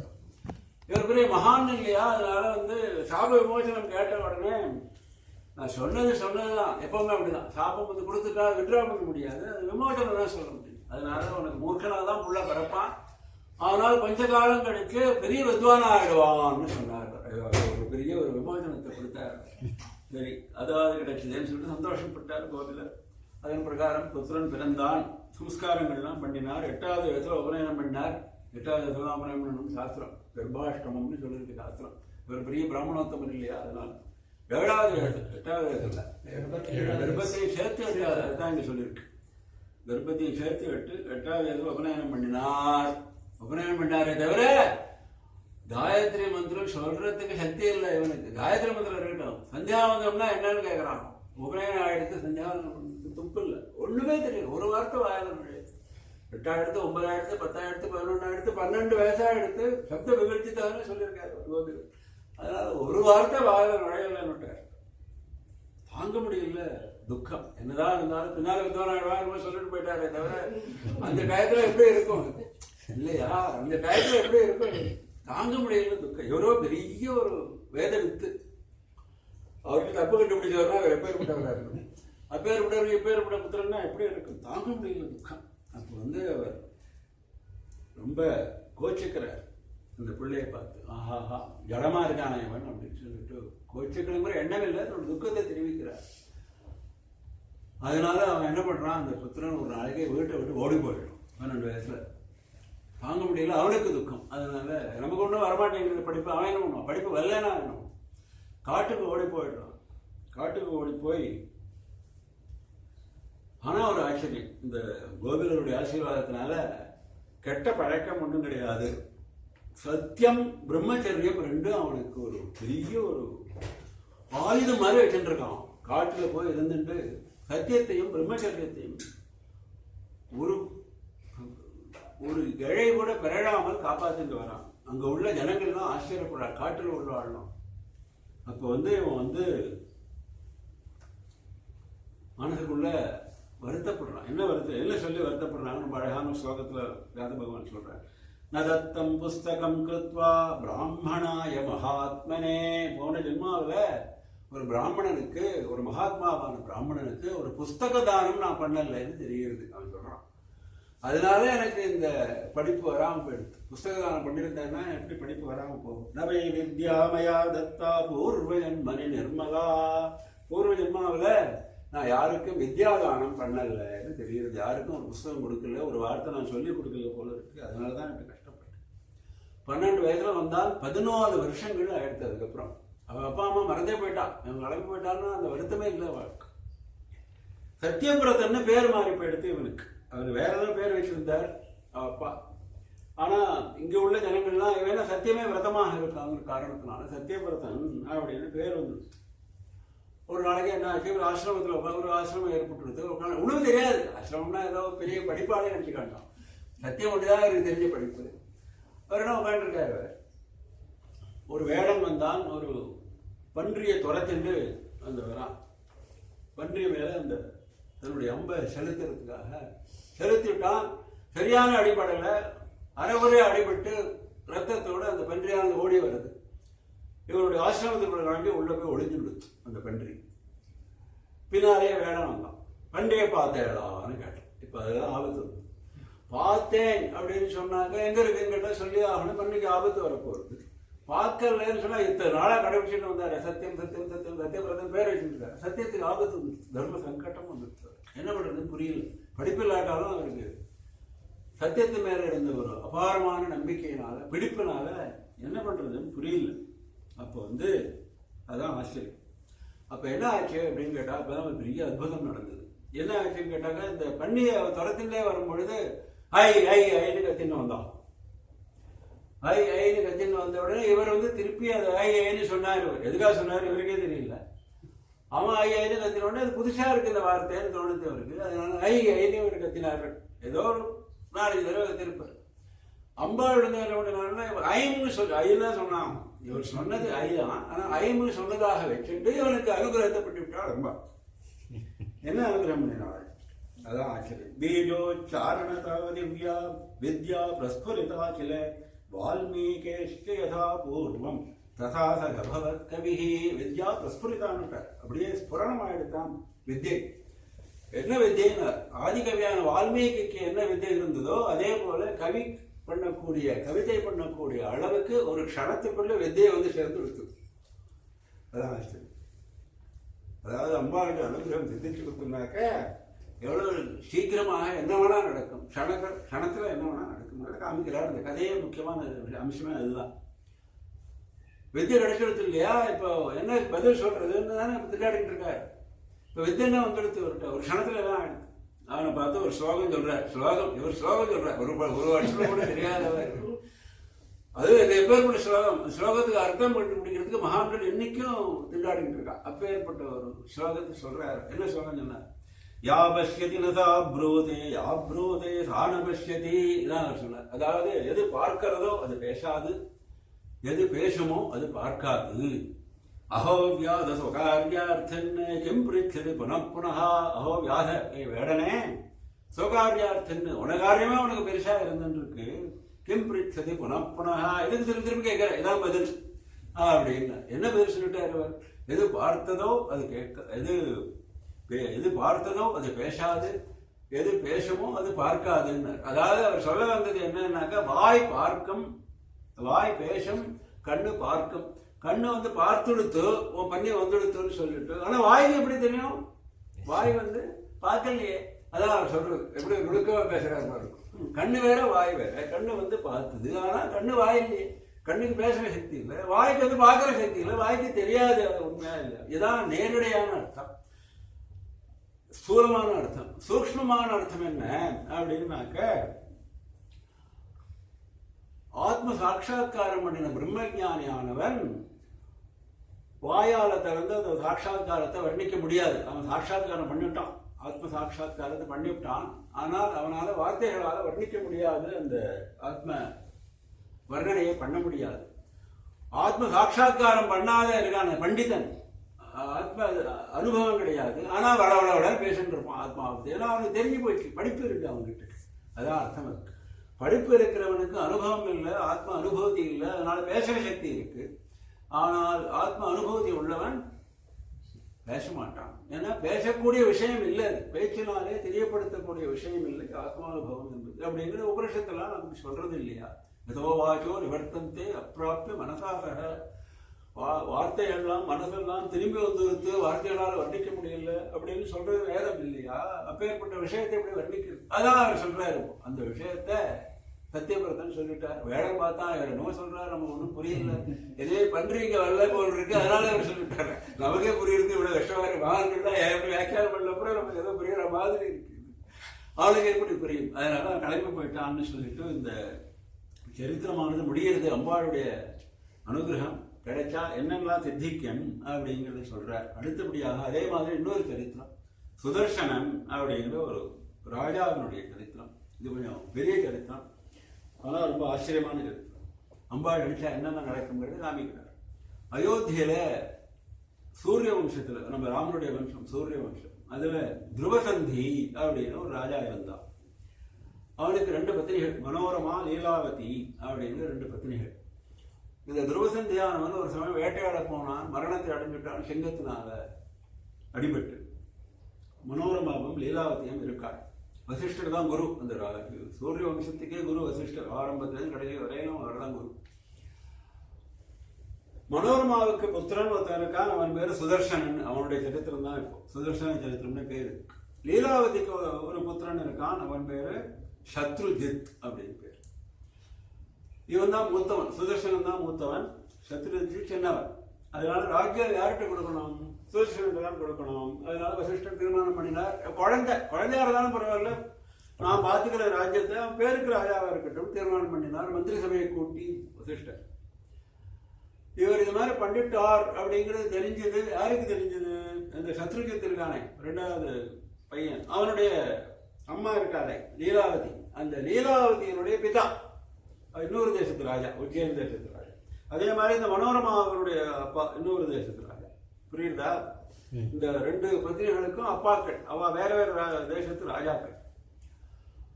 அதுல இந்த சத்ருஜித்தோட அப்பாவுக்கு கோபம் வந்துடுது. ஏன்னா அவனுக்கு தன்னுடைய பேரனுக்கு தான் ராஜ்யம் கிடைக்கணும்னு ஒரு கெட்ட எண்ணம். அது பெரிய சேனையை எடுத்துன்னு வந்துட்டான். இந்த மனோரமாவுடைய அப்பாவும் சேனையை எடுத்துன்னு வந்துட்டான். பெரிய யுத்தம், இந்த ராஜ்யத்துக்காக தாங்க முடியாத யுத்தம். அந்த யுத்தத்தை வர்ணிக்கிறார் பல ஸ்லோகங்கள். வைத்திரணி நதியை போல 6 ரத்த ஆறானது ஓடி தீங்குறார். அப்படின்னா எப்பேற்பட்ட யுத்தம் நடக்கும். யுத்தத்துல இந்த மனோரமாவுடைய பிதாவானவர் மரணத்தை அடைஞ்சார். அந்த சத்ருஜித்தினுடைய பிதாவானவர் ஏற்றுட்டார் போராதார். அதனால என்ன ஆயிடுத்து, மனோரமாவுக்கு பயம் பிடிச்சுடுச்சு. ஏன்னா இந்த அவனும் ரொம்ப கொடியவன் தெரியும். யாரு? அந்த சத்ருஜித்தோட அப்பா. அவனுக்கு பேர் யுதாஜித்துன்னு பேர். அவன் ராஜ்யத்தை பிடிச்சிக்க போறான், தன்னுடைய பிள்ளைய ராஜாவை ஆக்கிட போறான். நமக்கு பிள்ளைக்கு ராஜ்யம் இல்லடா போறது, உசிருக்கு ஆபத்து வந்துடும். தனக்கும் தன்னுடைய புத்திரனுக்கும் உசிருக்கு ஆபத்து. எப்படி ஒரு சூக்ஷ்மமான சிந்தனை இருக்கு பாருங்க. ஸ்திரீகளுக்கே உள்ள ஒரு தீர்க்கமான சிந்தனையும் கவலையும் அந்த காமிக்கிறாள் அந்த மனோரமாவானவர். அப்போ என்ன பண்ணா, ஆபத்து வந்துடும் அப்படிங்கும் பொழுது ஏதாவது ஒரு உபாயத்தை கடைப்பிடிக்கணும் இல்லையா? தன்னுடைய அப்பா யுத்த பூமியில பிராணம் விட்டுட்டார், அதனால அவருக்கு சம்ஸ்காரம் பண்ணணும், அதனால நான் போய் நேர தரிசனம் பண்றேன் அப்படின்னு சொல்லிட்டு தன்னுடைய பிள்ளையும் ஒரு நம்பிக்கைக்கு உள்ள மந்திரியும் ஆயிடுச்சுட்டு அந்த ஸ்மசானத்தை அந்த யுத்த பூமிக்கு போற மாதிரி போராள். ஏன் போராள்னா அதான் அந்த கவலையை ரொம்ப அழகா வர்ணிச்சிருக்காரு. பிதரம் மாதரம் பிராத்ரன் குருன் ஸ்வஜன பாந்தவான் ஹந்தி லோபசமாவிஷ்டா ஜனோநாத்திர விசாரணா. லோபம் வந்துடுத்துனா என்ன வேணா பண்ணுவான் இந்த யுதாஜித் இருக்கானே. மனுஷனுக்கு லோகம் பேராசை வந்துடுத்துனா என்ன பண்ண மாட்டான்? பிதரம் மாதரம் பிராத்ரன் குருன் ஸ்வஜன பாந்தவான். பிதான்னு பார்க்க மாட்டான், மாதான்னு பார்க்க மாட்டான், குருன்னு பார்க்க மாட்டான், பிராத்தான்னு பார்க்க மாட்டான், ஸ்வஜன பாந்தவான் யாருன்னு பார்க்கலாம், எல்லாரையும் கொண்டுடுவான். அப்படியே பெற்றவன் தான் இந்த யுதாஜித்து தெரிஞ்சு விட்டார். அதனால தப்பிச்சு ஓடணுங்கிறதுக்காக அங்கேருந்து ஓடி போறாள். அங்கேருந்து நைஸா ஒரு ரத்தத்தில் ஏறி உட்காந்து வாழலாம் கிளம்பி போயிடுறான். போற வழியில கங்கை நதிக்கரையில இந்த நிஷாதர்களுடைய கூட்டமானது கொள்ளையடிக்க ஏதோ இவள்கிட்ட ஒன்றும் இல்லை, ஏதோ இருக்கிற சொத்தை ரத யுத்தம் எல்லாத்தையும் பறிபோ எடுத்து ஒண்ணுமே இல்லை. அந்த சுதர்சனனும் அவனுடைய தாயார் மனோரமாவும் அந்த கூட ஒரு மந்திரி வந்திருக்காங்க. இவன் 3 பேர் தான் இருக்கா. பரத்வாஜ மகர்ஷி ஆசிரமத்துக்கு போய் சரணாகதி அடைகிறாள். அவ பரத்வாஜ மகர்ஷிக்கு தெரிஞ்சு போச்சு எந்த கண்டிஷன்ல அவெல்லாம் வந்திருக்காள்னு. அவர் சரண் கொடுக்கிறார். சரண் கொடுத்துட்டு இந்த குழந்தைக்கு நல்ல ஒரு வாழ்க்கை அமையும் அப்படின்னு சொல்லிட்டு ஆசீர்வாதம் பண்றார் அந்த மகர்ஷி. அந்த ஆசீர்வாதம் தான் பின்ன அதை காப்பாற்றுறது. ஆர்த்தஸ்ய ரக்ஷணே புண்ணியம் யஜ்ஞாதிகம் உதாகிருதம். யாரு ஆர்த்தனாக இருக்காளோ சரணாகதின்னு வராளோ அவளை ரட்சிக்கிறது கடமை அப்படின்னு சொல்றாரு பரத்வாஜ். அதனால ரட்சிக்கிறேன் நீங்களாம் பயப்பட வேண்டாம் அப்படின்னு சொல்லிட்டு அவளுக்கு இடம் கொடுக்கிறாள். அதன் பிறகு அகஸ்மாத்தாக கொஞ்சம் கொஞ்சம் பெருசாக வரான் இந்த சுதர்சனன். அகஸ்மாத்தாக ஒரு நாள் காற்றில் இப்படி சுத்தி கொண்டு இருக்கும் பொழுது 5 வயசுல கிளீம் அப்படிங்கிற யாரையோ கூப்பிடுறா. அவனுக்கு இது கிளீம்னு காதல். அதோ நம்மளுடைய ஒரு பிரேரணை தான். யாரையோ கூப்பிடுற பொழுது கூப்பிட்ட துவனியானது இவனுக்கு யாரோ கிளீம்னு சொன்னாங்க. அது ஒரு அட்ராக்ஷன், ஆகர்ஷன். கிளீம்னா என்னன்னு தெரியாது, அம்பாளை சம்பந்தப்பட்டதுன்னு தெரியாது, ஒன்றும் தெரியாது இவனுக்கு. குழந்தை 5 வயசு. ஆனா அந்த சப்தமானது ரொம்ப நல்லா இருக்குன்னு சொல்லிட்டு கிளீம்னு சொல்லிட்டு இருக்கான். கிளீம்ங்கிறது அம்பாளுடைய பீஜாட்சரமாக இருக்கிற காரணத்தினால மன்மத அக்ஷரம் கிளீம். என்ன நமக்கு ஆசைப்பட்டாலும் நடந்துடும். அதான் அந்த கிளீமோட சக்தி. நாம காம பீஜம்னு பேர். அது காம பீஜம், மன்மத பீஜம்னு பேர். அந்த பீஜாட்சரத்தை இவன் வருஷக்கணக்கா 5 வயசுல ஆரம்பிச்சவன் 11வது வயசுல உபநயனம் பண்ணி வைச்சார் பரத்வாஜ மகர்ஷி. மந்திர ஜபம் வேதாத்தியானம் பண்ணி வச்சார். கிளீம்னு சொல்லிட்டு இருந்த காரணத்தினால ஒரு நாள் தேவி பிரத்யட்சமா தரிசனம் கொடுத்துட்டாள் வைஷ்ணவி ஸ்வரூபமாக. ஆச்சரியம். அது மாத்திரம் இல்லை, ஆயுதங்கள்லாம் கொடுத்துருவா. ஒண்ணுமே கிடையாது இவன்ட்ட. வில்லு, அம்பு, தோடீரம் கவச்சம் எல்லாத்தையும் கொடுத்துட்டாள். தோடீரம்னா அந்த அம்பெல்லாம் வச்சுக்கிறது, அதில் வந்து எவ்வளோ அம்பு எடுத்தாலும் குறையாது, அம்பாலெல்லாம் கொடுத்துட்டாள். விசேஷமான இதெல்லாம் பின்னால் உபயோகப்பட போகுது, அதெல்லாம் தெரியும். ஆனாலும் கொடுத்துட்டாள். பெரியவன் ஆகிட்டு வரான். அப்பொழுது காசியில ராஜா சுபாகு அப்படின்னு ஒரு ராஜா இருந்தார். அவருடைய புத்திரி சசிகலான்னு பேர் அவருக்கு. அவளுக்கு கல்யாணம் பண்ணி வைக்கிறதாக அவர் ஏற்பாடு பண்ண போறார். அந்த சசிகலா எப்படியோ இந்த சுதர்சனை பற்றி கேள்விப்பட்டுவிட்டாள். இது மாதிரி அவனுடைய நிலைமை எல்லாம் தெரியும். இவன் பெரிய புத்திசாலி, கெட்டிக்காரன், பராக்கிரமசாலி, எப்படியோ தெரியல, காட்டில் இருக்கான். அது எப்படியோ தெரிஞ்சு போச்சு. அதனால இந்த கல்யாணம் பண்ணிட்டா இந்த சுதர்சனை தான் கல்யாணம் பண்ணிக்கிறது தீர்மானமாக இருந்தான். அப்பா சொல்லி பார்த்தார், நான் சுயம்பரம் வைக்கிறேன், எவ்வளோ ராஜாக்கள் வருவா, சுதர்சனன் ஒன்று காலெலாம் காசு கிடையாது, அவனே காட்டில் திண்டாடின்னு இருக்கான், அவனை போய் எப்படி கல்யாணம் பண்ணிப்பேன் எல்லாம் சொல்லி பார்த்தார். கேட்கல. அதே மாதிரி அம்பாள் என்ன பண்ணிட்டாள், அவனுக்கு சுயம்பரம் வைக்க போறா அந்த பொண்ணுக்கு, அதனால நீ கிளம்பி அங்கே போ அப்படின்னு சொல்லிட்டு சொப்பனத்தை வந்து சொல்லிட்டு போயிட்டாள். சுதர்சன் அம்பாள் நடத்தினாக்க என்ன வேணா நடத்திடுவாள்னு காமிக்க. சுதர்சனன் கிளம்புறான். உடனே அம்மா பயப்படுறான். ஏன்னா அந்த சுயம்பரத்துக்கு அவன் வருவான், யாரு சத்ருஜித் வருவான், அப்பா விதாரியத்தோட காசிக்கு அப்படின்னு தெரியும். இவனுக்கு கவலை இருக்கு, மறுபடியும் ஆபத்து வந்துடும், நாளைக்கு போகாதே. இல்லை அம்பாளுடைய கவசம் தான் என்கிட்ட இருக்கு, நான் வந்து எங்கே பார்த்தாலும் அம்பாள், அதுக்குள்ளே அவனுக்கு அம்பாளுடைய இது, ஏன்னா பிரத்யட்ச தரிசனம் தான் எடுத்து. அதனால அம்பாளுடைய கிருப்பையினால தான் அவன் சொல்றான், நான் எங்கே பார்த்தாலும் அம்பாள் தான் எனக்கு தெரிகிறாள், எனக்கு சத்ருன்னு யாராவது இருந்தால் தான் நீ கவலைப்படணும். அக்ரதஸ்தே அம்பிகா பாது பார்வதி பாது பிருஷ்டதா சர்வதா சர்வதேசேஷு பாதுத்வாம் புவனேஸ்வரி அப்படின்னு தேவியனுடைய கவசத்தை சொல்லி அனுப்புறாள். மனோரமா சொல்லி அனுப்புறான்னு நினைச்சாள். அப்புறம் தானே கூட வந்துட்டாள். ஏன்னா பயந்து போய் 2 பேரும் சேர்ந்து ஒரு ரதத்தில் ஏறி உட்காந்து, ரதம் யார் கொடுத்தாங்கன்னா அம்பாள் கொடுத்துட்டாள். அந்த அம்பெல்லாம் கொடுத்தபோது ரதமும் கொடுத்துட்டாள். அம்பாள் ஏறி உட்காந்து அங்கே போகிறாள். அங்கே போனாக்க விதாஜித்தெல்லாம் முன்னாடியே உட்காந்துருக்கா. பல ராஜாக்கள் வந்து உட்காந்துருக்கா. எல்லா ராஜாக்களும் தனியாக சுதர்சனை கூப்பிட்டு, விதாஜித் வந்திருக்கான், அவன் பிள்ளை சத்ருஜித்தும் வந்திருக்கான் பேரன், அதனால நீ வந்து இப்போ அனாவசியமாக இங்கே வந்து இப்போ பொம்பளை மாட்டிக்காத, இந்த பொண்ணுக்கெல்லாம் ஆசைப்படாத நீ. இல்லை அம்பாள்லாம் வர சொல்லியிருக்கான், அம்பாள்லாம் அவரை கல்யாணம் பண்ணி சொல்லிட்டு போயிருக்கான். அம்பாளுடைய ஆகிய நான் எப்படி பேர் வேண்டாம், அம்பாளாக அவன் வந்து அவன் அடிச்சு போட்டுருவான், நீ என்ன பேசிட்டு இருக்க பைத்திய மாதிரி அப்படின்னு அவள்லாம் சொல்கிறா. அதெல்லாம் காதில் வாங்கிக்கல, பாட்டு தைரியமாக இருக்கான். சுயம்பரம் நடக்க போகிறது, சுயம்பரத்துக்கு வரமாட்டேன்னுட்டா அந்த பொண்ணு. ஏன்னா சுயம்பரத்தில் வந்து எந்த ராஜாவானா நீ செலக்ட் பண்ணி சொல்லுவேன், நான் எனக்கு இஷ்டம், நான் ஏற்கனவே சொல்லிட்டு நான் தான் சுதர்சனம் பண்ணிக்க போகிறேன். அங்கே மூஞ்சியை தொகை போட்டுட்டு வந்து சுபாக ராஜாவானவர் சுயம்பரத்தில் வந்து அனௌன்ஸ் பண்ணுறாரு, இந்த மாதிரி என் பொண்ணு வரமாட்டேங்கிறா அப்படின்னு. எவ்வளோ கேடாப்படுது ஒரு ராஜா. ஒரு நாள் டைம் கொடுங்க, நான் எப்படியாவது நாளைக்கு கார்த்தால அது ஒரு நாள் உங்களுக்குலாம் உபச்சாரமாக இங்கே எல்லாம் தங்கா சௌகரியமா அப்படின்னு சொல்லிட்டு வந்துட்டார். மறுபடியும் சொல்லி பார்த்தேன், நடக்கல. அப்புறம் அவர் சொல்லிட்டா, இதுக்கு ஒரே வழி, சுதர்சனம் வந்திருக்கான், ரகசியமாக இன்னைக்கு ராத்திரி கல்யாணம் பண்ணிவிடும். சத்திரியர்களுக்கெல்லாம் சாயங்கால வேளையில் கல்யாணம் பண்ணுற வழக்கம் உண்டு, அது வந்து சாஸ்திரம் அனுமதிக்கிறது. நமக்கு தான் அந்த மாதிரி காலம்பர கல்யாணம் பண்ணு, அந்த சாஸ்திரமும் தெரியுது இப்போ நமக்கு. அதனால கல்யாணம் பண்ணி கொடு அப்படின்னு விட்டான். வேறு வழி இல்லாமல் சுதர்சனை ரகசியமாக கூப்பிட்டு வச்சுட்டு ஒரு மோளை சந்தம் கூட வெளியில் கேட்காமல் பயந்துட்டே இப்படி ஒரு கல்யாணம் விவாதம் பண்ணி வச்சுட்டார். சுதர்சனனுக்கும் இந்த சசிகலாவுக்கும் சுபாவானவர். மற்ற நாள் காலத்தால் சுயம்பரத்துக்காக ஏற்பாடெல்லாம் பண்ண போறான்னு நினைச்சுட்டு இருக்கா எல்லாரும். இவாளெல்லாம் கிளம்பிட்டா ரதத்தை எடுத்துட்டு வெளியில விதாஜித்து பார்ப்பானா, எல்லா ராஜாக்களையும் கூட்டு வரிசா இவாள் அடிச்சு கொண்டுடுங்கோ அப்படின்னு உத்தரவு போட்டான். எல்லாரும் சேர்ந்து அவர் அடிக்கணும். சுதர்சனையும் அந்த சசிகலாவை விட்டுறப்படாது, சுபாவையும் அடிச்சு தீர்த்து பெரிய யுத்தம் வந்துருக்கு. சுபாவுக்கும் அந்த பாக்கி பேருக்கும் கடுமையான யுத்தம். அப்போ பார்த்தான் சுதர்சனன், என்ன பண்றதுன்னு புரியல. அப்போ வந்து தேவி பிரத்யட்சமாக வந்துட்டாள். அதான் ஆச்சரியம். சிம்ம வாகனத்து மேலே தேவி பிரத்யட்சமாக வந்து ஒரு க்ஷணத்தில் யுத்தம் முடிஞ்சிருது. அம்பாள் வந்தப்பறம் யுத்தம் அது. அம்பாளுடைய சொரூபமே பல சொரூபங்களாக மாறி ஒரே க்ஷணத்தில் யுத்தம் முடிஞ்சிருது. விதாஜித் மடிந்தான், அவனுடைய புத்திர சத்ருஜித்தும் செத்து போயிட்டான், எல்லாரும் போயிட்டாள். அப்போ வந்து இந்த சுதர்சனன் சொன்னான், அம்பாள் நீ வந்து இப்போ அயோத்திக்கு போய் ராஜ்ய பரிபாலனம் பண்ண, உனக்காக ராஜ்யம் காத்துட்டு இருக்கு, ராஜா இல்லாத ராஜ்யம் கெட்டு போயிடும், திருடர்களால் கொள்ளையடிக்கப்படும், அதனால் நீ போய். அப்போ சுபாகு சொன்னான், நீங்கள் வந்து பிரத்யட்சமாக தரிசனம் கொடுத்துருக்கேன். சுபாகுங்கிறது அந்த காசி ராஜா, சசிகலாவுடைய பிதா. இப்போ வந்து காசியில் வந்து தரிசனம் கொடுத்துருக்கேன், அதனால் இங்கேயே நீங்கள் இருந்துட்டு இருக்கணும். இருக்கணும். துர்கா தேவி முமோ ஜாத பாணான் யுதாகிதம் பிரதி நானா ரூபா ததா ஜாதா நானா ஜத்ரதரா சிவா சம்பிராப்தாது மூலம் தத்ர ஜகாத ஜெகதம்பிகா. சுபாகுத ஸ்தோத்திரம் பண்றான். நமோ தேவ்யே ஜெகத்தாத்ரியே சிவாயை சததம் நமஹ. சத்சங்கதி கதமகோ ந கரோதி காமம் பிராசங்கிகாமபி விஹிதா கரு சித்தசுத்தி. ஆஹா, என்ன ஆச்சரியம்!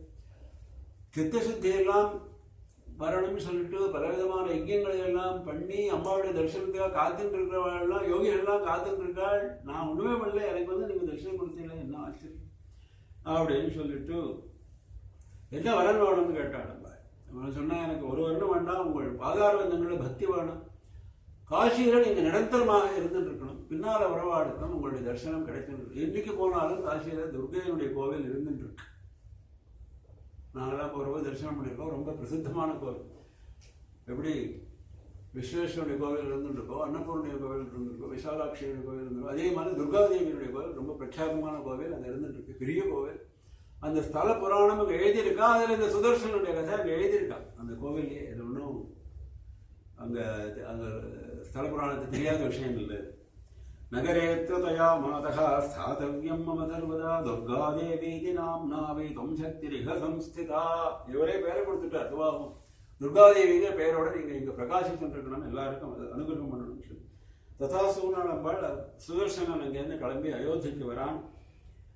நேர வந்து தன்னுடைய இன்னொரு மாதா இருக்காளே லீலாவதி, அவருடைய புத்திரன்னா காலமாயிட்டான். அவளுக்கு போய் ஆஸ்வாசப்படுத்தான். அவளுக்கு முதல்ல அவளுக்கு தான் போய் நமஸ்காரம் பண்ணினான். அவளுக்கு காலில் விழுந்து, நான் அவனை கொண்டுட்டேன்னு நினைச்சுக்காதீங்க, நான் ஒண்ணுமே பண்ணல, அம்பாள் வந்து கொண்டுட்டாள். நான் ஒரு அம்பு கூட போடலை உங்க புத்திரன் பேர், உங்க புத்திரன் பேர்லையோ இந்த இதாஜித் பேர்லையோ உங்க அப்பா பேர்லையோ நான் ஒரு அம்பு கூட போடலை. அம்பாள் வந்து பண்ணின காரியம் இது, என்னுடைய காரியமே இல்லை, என்கிட்ட நீங்க தப்பா நினைச்சுக்க வேண்டாம் அப்படின்னு எல்லாம் சொல்லி அந்த ஊர்லையும் அயோத்தியிலையும் துர்கையை ஸ்தாபனம் பண்ணி தன்னுடைய ராஜ்யம் முழுக்க எல்லாரும் அம்பாளுக்கு பூஜை பண்ணணும் அப்படின்னு சொல்லிட்டு காசியிலையும் அதே போல அயோத்தியிலையும் அம்பாளுக்கு பூஜை விசேஷமாக பண்ணணும் அப்படின்னு சொல்லி ஆஜ்ஞாபித்தான் சுதர்சன். அதே போல் அங்கே சுபாகும் ஆஜ்ஞாபித்தார். இப்படி ரெண்டு ராஜ்யங்கள்லையும் விசேஷமாக தேவி பூஜையானது நடந்தது அப்படின்னு சொல்லி இந்த சுதர்சன சரித்திரத்தில் பிரபாவத்தை சொல்லி முடிக்கிறார். அம்பாளுடைய அனுகிரக பிரபாவத்தை ஐம் என்று சொல்லக்கூடிய வாக்பீஜம், க்ளீம் என்று சொல்லக்கூடிய காமபீஜம், பின்னால ஹ்ரீங்கிறது வரப்போகிறது, அடுத்த கதைகள்ல வரப்போகிறது. இந்த மூன்று பீஜாட்சரங்களுடைய பெருமையையும் திருப்பி திருப்பி வரப்போகிறது இந்த தேவி பாகவதனுடைய கதை. அப்படியாக தேவியினுடைய பிரபாவம் யாராலையும் சொல்லி முடியாதது, வாக்குனால சொல்ல முடியாதது என்று சொல்லி இந்த கதையை பூர்த்தி பண்றார் வியாச பகவான். இன்றைய தினம் இதோட நம்ம பூர்த்தி பண்ணிட்டு நாளைய தினம் மறுபடியும் இந்த தேவி பாகவதனுடைய பாக்கிய கதைகளை தொடர்ந்து பார்க்கும்படியாக அம்பாள் அனுகிரகம் பண்ணட்டும். சொன்னவாள் கேட்டவாள் சொல்லும்படி பண்ணினவாள் எல்லாருக்கும் சகல விதமான மிக பர பாக்கியங்களை பகவதி ஆனவள் அனுகிரகம் பண்ணணும் என்று பகவதியினுடைய பாதாரங்களை பிரார்த்திக்கின்ற இந்த உபன்யாசத்தை பூர்த்தி கொண்டேன். நம பார்வதி பதையே கோவிந்த நாம சங்கீர்த்தனம் கோவிந்தா கோவிந்தா. ஸ்ரீ மகா திரிபுர சுந்தர்யை ஜெய ஜெய, மகாதேவ்யை ஜெய ஜெய, ஸ்ரீ சிவகாம சுந்தர்யை ஜெய ஜெய.